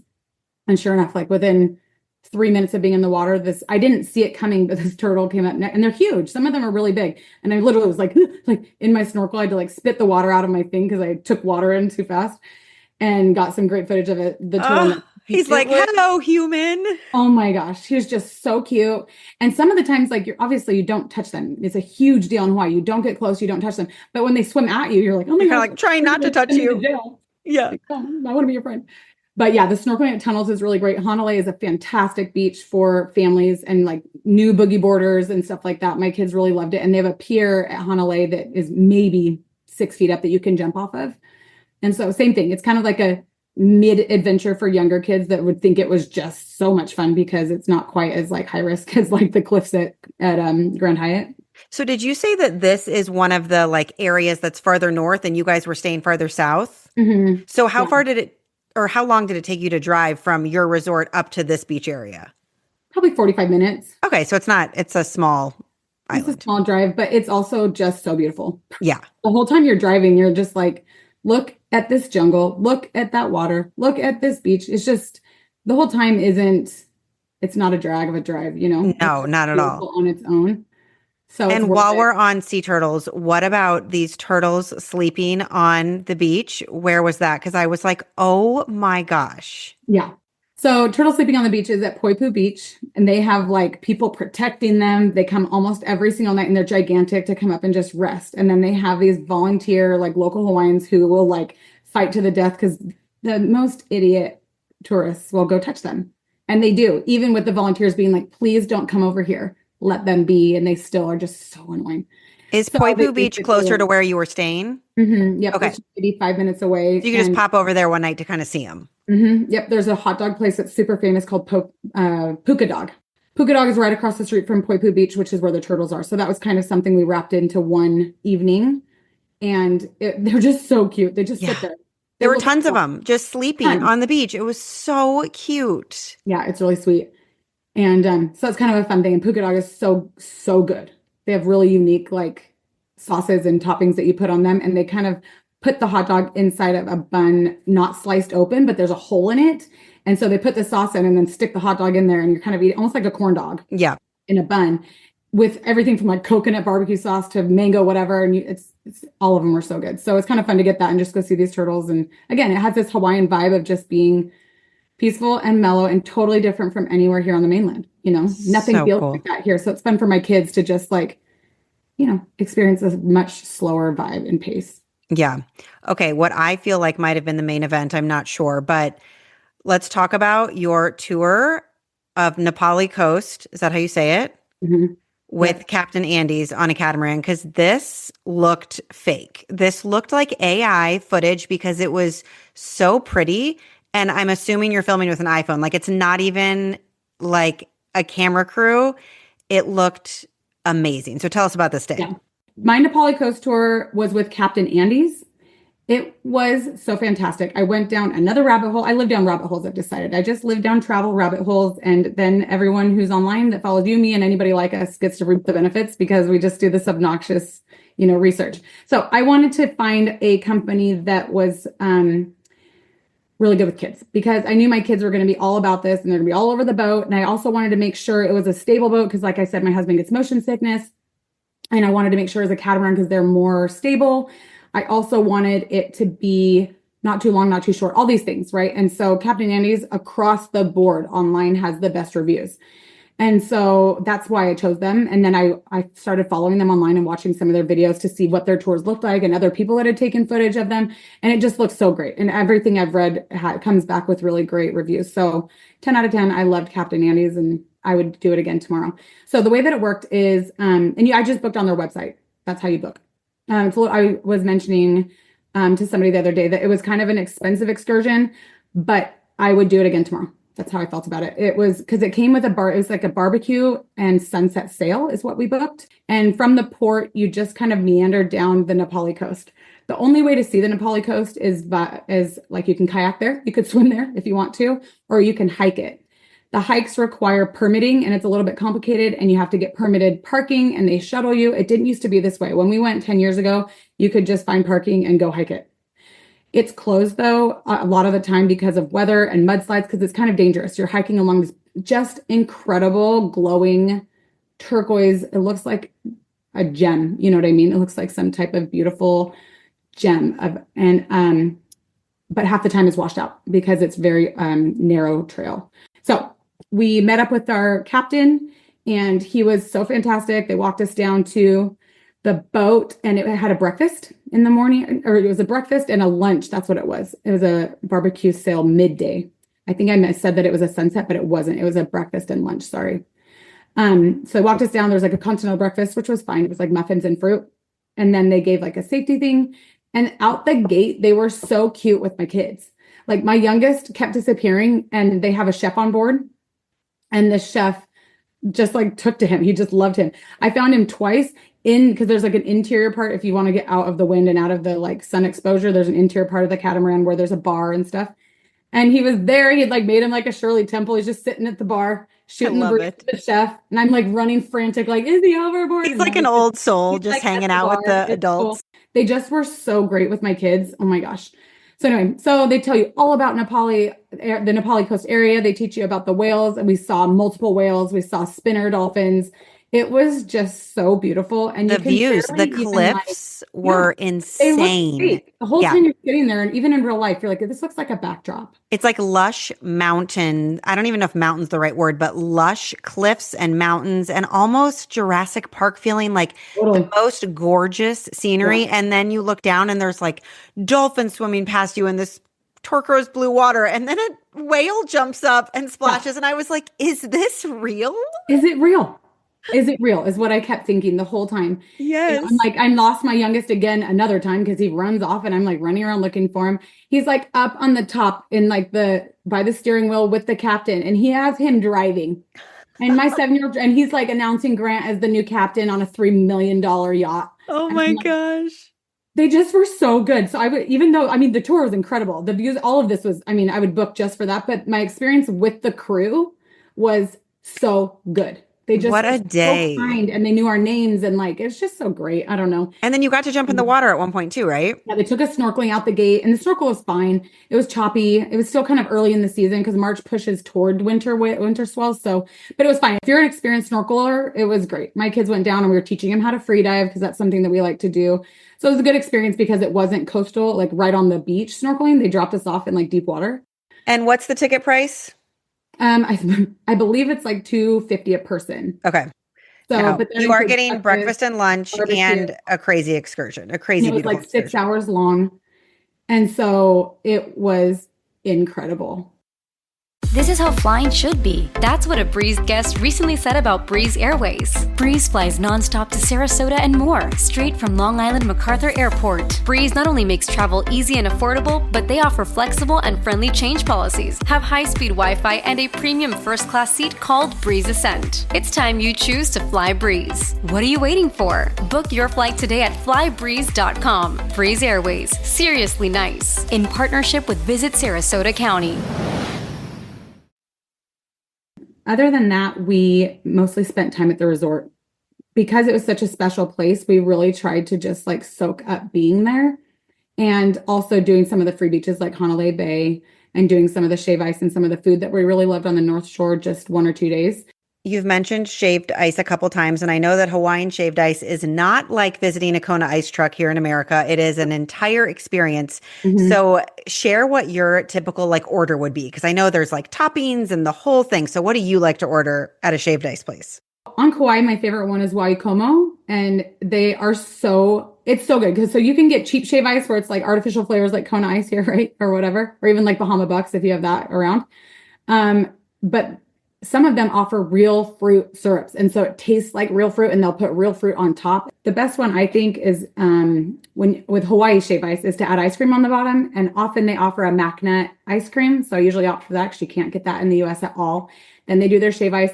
And I lean hard into tropical because again, I live in Texas. So I always do like mango, guava, passion fruit, lilikoi, whatever their Hawaiian fruits are, and top it with coconut, anything that I cannot get here. If you like a very tropical flavor, that's what I get every single time. Okay, one more shout out for the Grand Hyatt Kauai is that I saw in your stories they had free laundry, which I don't think I've seen free laundry in as long as I can remember, and free detergent and free dryer sheets. I'm like, this is something that moms need to know, especially if you're going to be in Hawaii for a long period of time.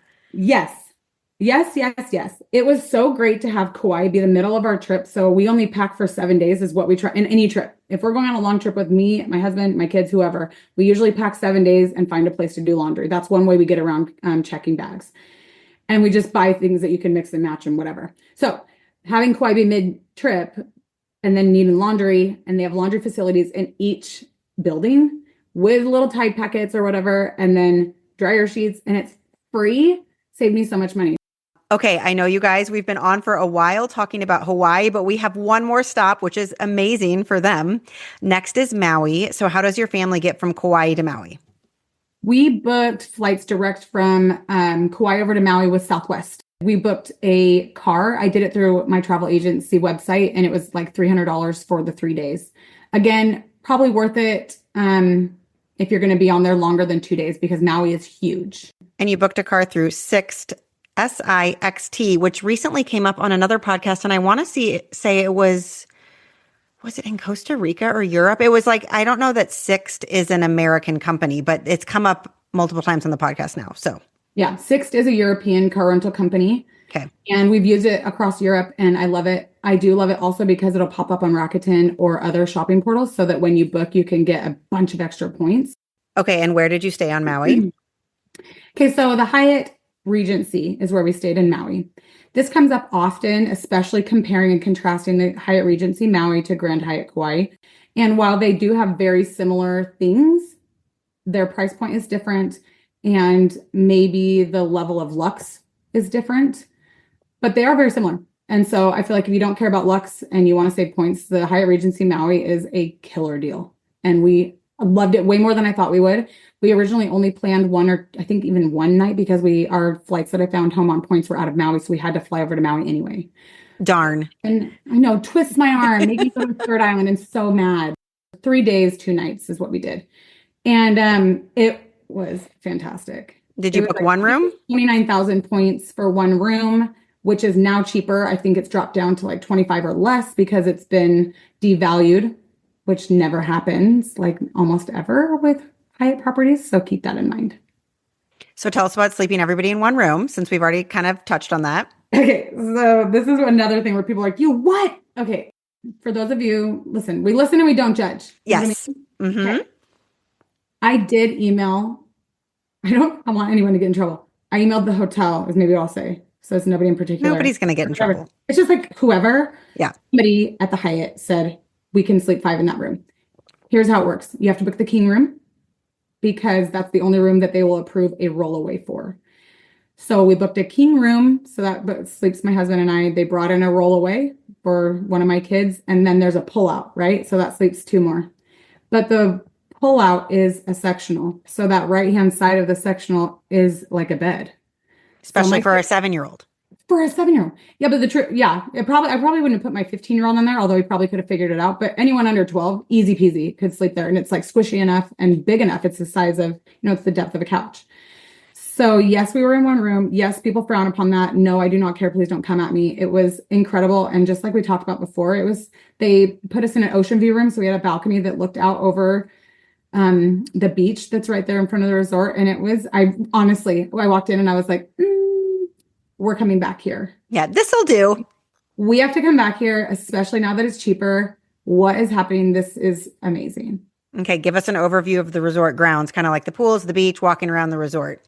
So you walk in and it kind of has a similar vibe to Grand Hyatt, maybe less luxury. I don't know how to point that out other than it just feels maybe a little less luxe. Still so nice. Like they have a penguin enclosure in the lobby, which is so random. Yeah, you're like, penguins in Hawaii? Okay. And I'm like, are these safe? Does PETA care? I don't know. Yeah. But hey, my kids thought it was great. And they do penguin talk or whatever, where they like feed them and bring them out. And they're so cute. And there's birds on these like perches in these beautiful, like floral, like garden areas in the middle of the lobby. And that was beautiful.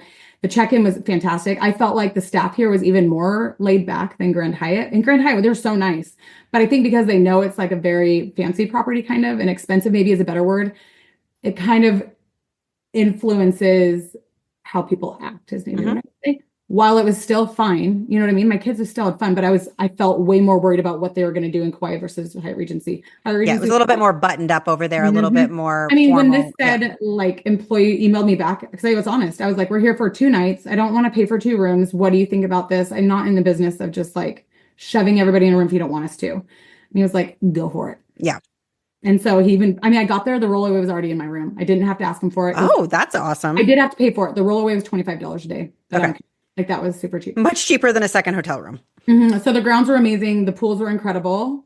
I felt like way more at home. It felt cozy is not the right word because it wasn't small, but kind of like cozy. Family friendly, like approachable, family friendly. I did not feel like I was inconveniencing anyone. Like my kids were just totally welcome. And there was a lounge at this property as well that was so good. Maybe not as big and grandiose as the Grand Hyatt, but as far as food goes, maybe better.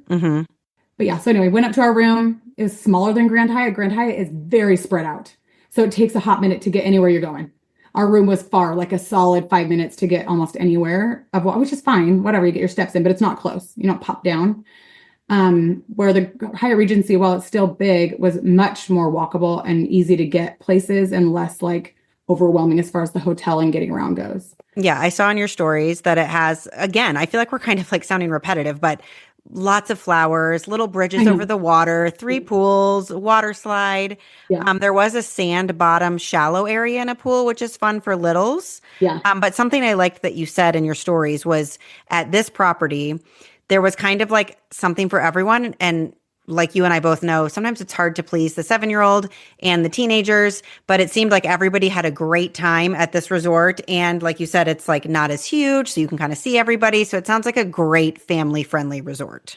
Totally. And the beach, I feel like while the sand, it wasn't a deep beach, the sand area was maybe 15 feet max. It's not a very deep beach. It's way more user-friendly than Grand Hyatt as far as the ages go. The waves were much smaller, and so you could snorkel right off the beach. And it was a lot longer, so you had more space to kind of walk up and down. There's a Hyatt next door that's a owners. I think it's like timeshares maybe. Yeah, it's a Hyatt vacation property and you have access to their pool. And then there's a third pool on the other side. So Oh, sweet. main one at the actual Hyatt Regency. Then the one next door has like the pirate bridge and a huge water slide and the sandy bottom thing you mentioned. That was, I mean, my kids just like, it looks like Disneyland, but in the water. Yeah. The third pool also had small water slides and kind of tiered down. So it's like a big pool up top, water slide to another pool, water slide to another pool. So you have all like multiple pool options, which means multiple cafe options. Yeah. So it just gave like a lot of like variation to what you wanted to do during the day on top of 10 feet from the beach, you know? Well, and then it sounds like even though it is a Hyatt Regency, the service was great because you posted about how they came around and handed out like free mochi ice cream poolside. And there were even warmed towels. I have never seen this before, but you posted a story of like, you know, when you go to get your towels, they're in these big warming machines and you use your hotel key to open it, almost kind of like a vending machine or something. And then you get these warmed towels out of it. I'm like, that's so fancy. It was so convenient too, because it was right at the bottom of the elevator and then they had a return over by the lobby. So if you ever took your towels off property, you could bring them right there when you came back in the front doors of the lobby to return them. It was literally like a vending machine. And they were warm. I did hear that somehow they track them. I don't believe that. I've started hearing that too at Hyatt. I'm like, what is happening? They would do that because they don't count them as I'm returning them. Like you just shove them in the thing. I don't know. We never got charged for anything. So as far as I know, there isn't, but I've heard that they like microchip them. Yeah, I have too. Stay on top of them. I don't know. Return your towels, people. So easy. It was so nice to be like, there's a towel caddy right instead of like hunting around the pool and trying to like, it was just right in the lobby and they were warm and dry and it was where you return them to. It was really convenient. Okay, please tell people about this travel safe that you travel with, this mini safe, because I'm the most trusting person on the planet. I am like so gullible. I believe everything. I believe everybody's kind and good. And so I'm always like, if someone else has paid to get to this hotel, they are not trying to steal my like old stuff or whatever. But there are other people that don't feel that way. Specifically, my mom and my father-in-law are very like Captain Safety type people, and they will not walk away from a beach bag on a chair. Like one of them would sit and watch it. And I'm always like, come on the beach walk. But what you posted sounded like a good solution for this. Yes. I've had this travel safe for probably 3 years. We take it on almost every, if not every trip, especially if we have our kids, because you're going to be, I want to be with them. It's Master Lock and I got it on Amazon. It's like $20. So it's super cheap. It's big enough to fit like 2 phones, some keys, and like maybe like your hotel cards and a couple other items. It's like not a credit card or ID or something like that. In travel, you don't need to carry around a safe. Right. But it's maybe, 12 inches by 6 inches. And I love it. And then it has a metal cord that you can set with the number combination. You lock it and set the cord and attach it to a chair. Almost like a bike lock. Just like a bike lock. And then I can go play with my kids. Then one of us doesn't have to sit wherever it is and watch our stuff. Because I'm like you, like with the exception of my wallet and my phone, I don't really care. I'll leave all my stuff there. My wallet and my phone, I do feel a little bit more nervous about. Great tip. So Maui was a little bit shorter compared to the other islands for you. So what did you get into in your couple days that you had here? So the first day we did kind of like the same, like I told you, we like to kind of chill. We went to the resort and just absorbed it, went to the beach and just fully kind of explored what do we like here, and then just went all in on that and got dinner there. It was great. This was whale season for Maui, the very end of whale season. The next day was Sunday, and we wanted to keep it more mellow and just either be at the resort. I didn't know. But when I went on Viator, same thing, and I saw this really high-rated whale watch, and I think it was like 40, I think I wrote it down, it's like 40 something dollars a person. That's like and nothing. It was only 3 hours and it's sunset. I was like, this will be great. This will be great to kind of break it up, and then we'll get one more day at the resort, and then we'll go home. Great. The port was maybe 5 minutes away, which is nice. So we didn't have to drive super far like the other islands to get to some of our excursions. And there's maybe 20 people on the boat at a time. It was a hot pink boat, which they claim the whales are interested in. And so funny. I didn't notice whether they did or not. But what we did do is after like 2 hours, we saw they do whale runs. So these male humpbacks are trying to get with a female. And so it results in fighting. So you get lots of like whales kind of like sloshing around and tails flopping up. And like they're sometimes will spy hop with their noses because they're all fighting for the one female. So it means that there's one female amongst all these whales. Drama. So what we were watching. Right. It's just a soap opera and it is just so much. So that's kind of what they're narrating to on the boat the whole time. Like, look at her. She's a hot commodity. Look at him. He's the loser. And that's what they call the whale that doesn't get whatever. Hilarious. Oh, my kids are like, where's the breaching? Like, why? And so they had to explain, like, whales don't actually breach most of the time on whale watching trips. In fact, you're lucky to even see whales sometimes. Often you go out there and there's nothing. We've done whale watching like in Monterey and came back with like seeing a pelican. And I was like, womp, womp. Like that was an expensive excursion. Right. And so I was just stoked that we were seeing these so close, and you can get a certain amount of distance unless the whales come to you. You have to keep your distance legally.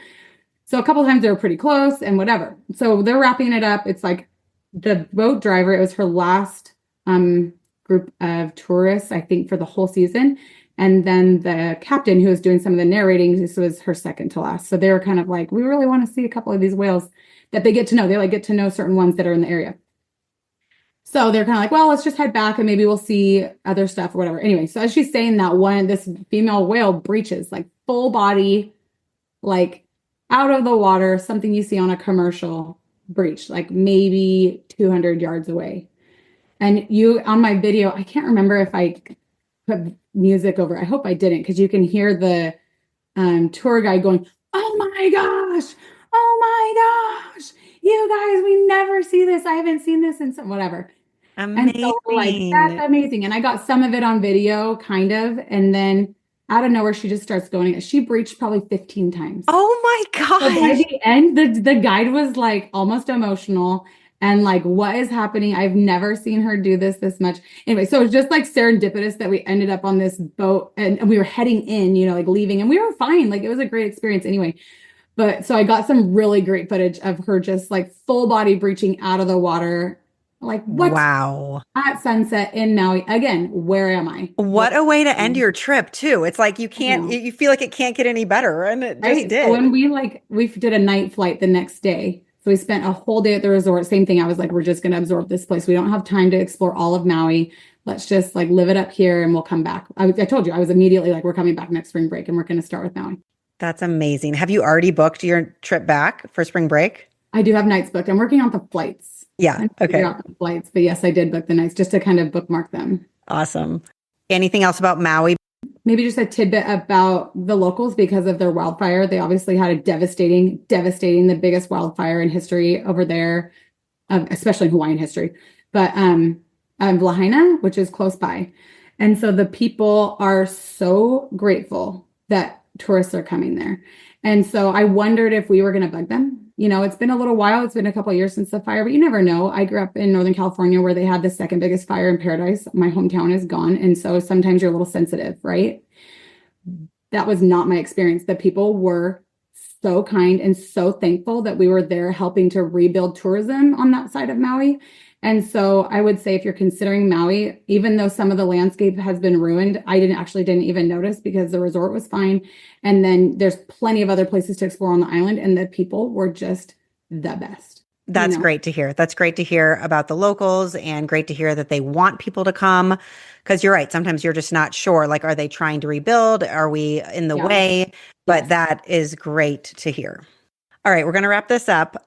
If you could go back to one of the three properties this weekend for the entire weekend, and cost is not an issue, you just get to show up to one of the three resorts, which one are you going to? Grand Hyatt, for sure.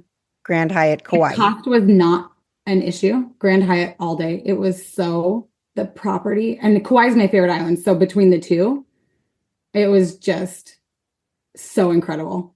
Even with the dated rooms, whatever. It was just, their property is just unbelievable. It's unbelievable. And then the island itself is just so special. It's everything you hope Hawaii would be, If cost was an issue, I would probably pick Hyatt Regency because it comes dang close as far as like the property goes and the experience. If it came down to cost. But if the cost wasn't a thing, Grand Hyatt all day. Awesome. It was incredible. There's a reason people love it, and it's so aspirational. Yeah. Okay, Angie, this is going to be a loaded question. I ask this question at the end of every podcast, but this was such an epic trip with so many different spots that it's going to be kind of loaded. Yeah. But I end every episode with, if someone out there is considering a trip to Hawaii, what is it about Oahu, Kauai, and Maui, and these properties that you visited that would make you say, just book it? Okay, so let's see. That is an interesting question. On Oahu, I think as far as the properties go, so not the islands themselves, the Hilton Waikiki, the biggest draw is the price for me, because the biggest bang for the buck is what probably would draw me there. And you get water slides and you get all these really cool things in the middle of a city, which is kind of hard to come by. That was what drew me to it and why I would maybe go back for sure. And if you use points and miles, it's inexpensive because you can utilize Amex points with Hilton and they transfer at 1 to 2. So there's like a really great price point. So that would be the biggest draw for that island for sure. For Kauai, oh my gosh, like where do you start? Kauai sells itself. I think like anyone who goes there comes back. I don't know that I've ever met somebody ever who's been like, that wasn't my favorite island, or that I don't know if I would go back. It just has the most special spirit about it. And then you tack on this resort that obviously I've gone on and on and on and on about. And I said it would be the place I would go back to. And I mean it. It was just the whole time you felt like you were having a very special experience you couldn't get anywhere else. And so I hope that I can do that again for my kids. The time that you get together and they make it so family friendly too. I felt safe and I felt like they could wander off. And some of that is hard to come by in this world. Like half the time I travel with my kids and I feel a little worried. And on Kauai, I'm like, go, you do you, because it just feels so safe and secluded from the rest of this chaos, you know? Maui, I felt like that hotel was so family friendly. And because it's been devalued, it is a no-brainer. It's a no-brainer. And even if you go off peak and paying cash, it's cheaper than it used to be. And it just packs a punch because it has so many pools and the beach right there. You could literally stay there. You don't have to leave because the beach is so user-friendly. You could snorkel, you could do all things. You could see whales breaching off because it kind of sits on that channel. But yeah, that hotel honestly sold me between having just the convenience, the people, and then the pools and the beach all in one spot. And the towel caddy, come on. Yeah, towel warmer, come on. Well, you have been amazing and you've shared so much information. Tell people where they can find you online, because you do have a lot of these videos on your Instagram and it sounds like you're also a travel agent. So tell people where they can find you if they need more Angie in their life. Oh my gosh, more Angie in my life. Oh my gosh. I tell my husband that. I'm going to tell him that. I am on Instagram mostly. That's my primary source that I go to. I love it. I love sharing on there. I'm Angie's Travel Tips on Instagram. And I always tell people it's just my soapbox where I get to be my most obnoxious travel self and talk to people who feel the same. And so I'm all about trying to help families just spend time together for less money. And like I mentioned in the very beginning, I wish somebody could have explained that it's doable. It's doable to be able to spend time together. It doesn't even have to be Hawaii, right? Like you can do really fun, smaller trips with your family, getting some quality time in a weekend and still build some of those memories and those bonds without having to go to Hawaii. You can build up to a Hawaii trip. And so that's kind of what I love to share over there. And that's kind of what my mantra is. Well, you've been amazing. Thank you so much for being here today. Thank you so much. I appreciate it. That wraps up another episode of Trip Tales. If you have a trip you'd like to share about on the podcast, email me at triptalespodcast@gmail.com and I'll add you to the schedule. Also, be sure to follow the show so that you don't miss any upcoming vacation destinations. And if you have an extra minute in your day, please leave a review for the podcast. It helps more than you could imagine. Thank you so much, and I'll see you on the next episode of Trip Tales.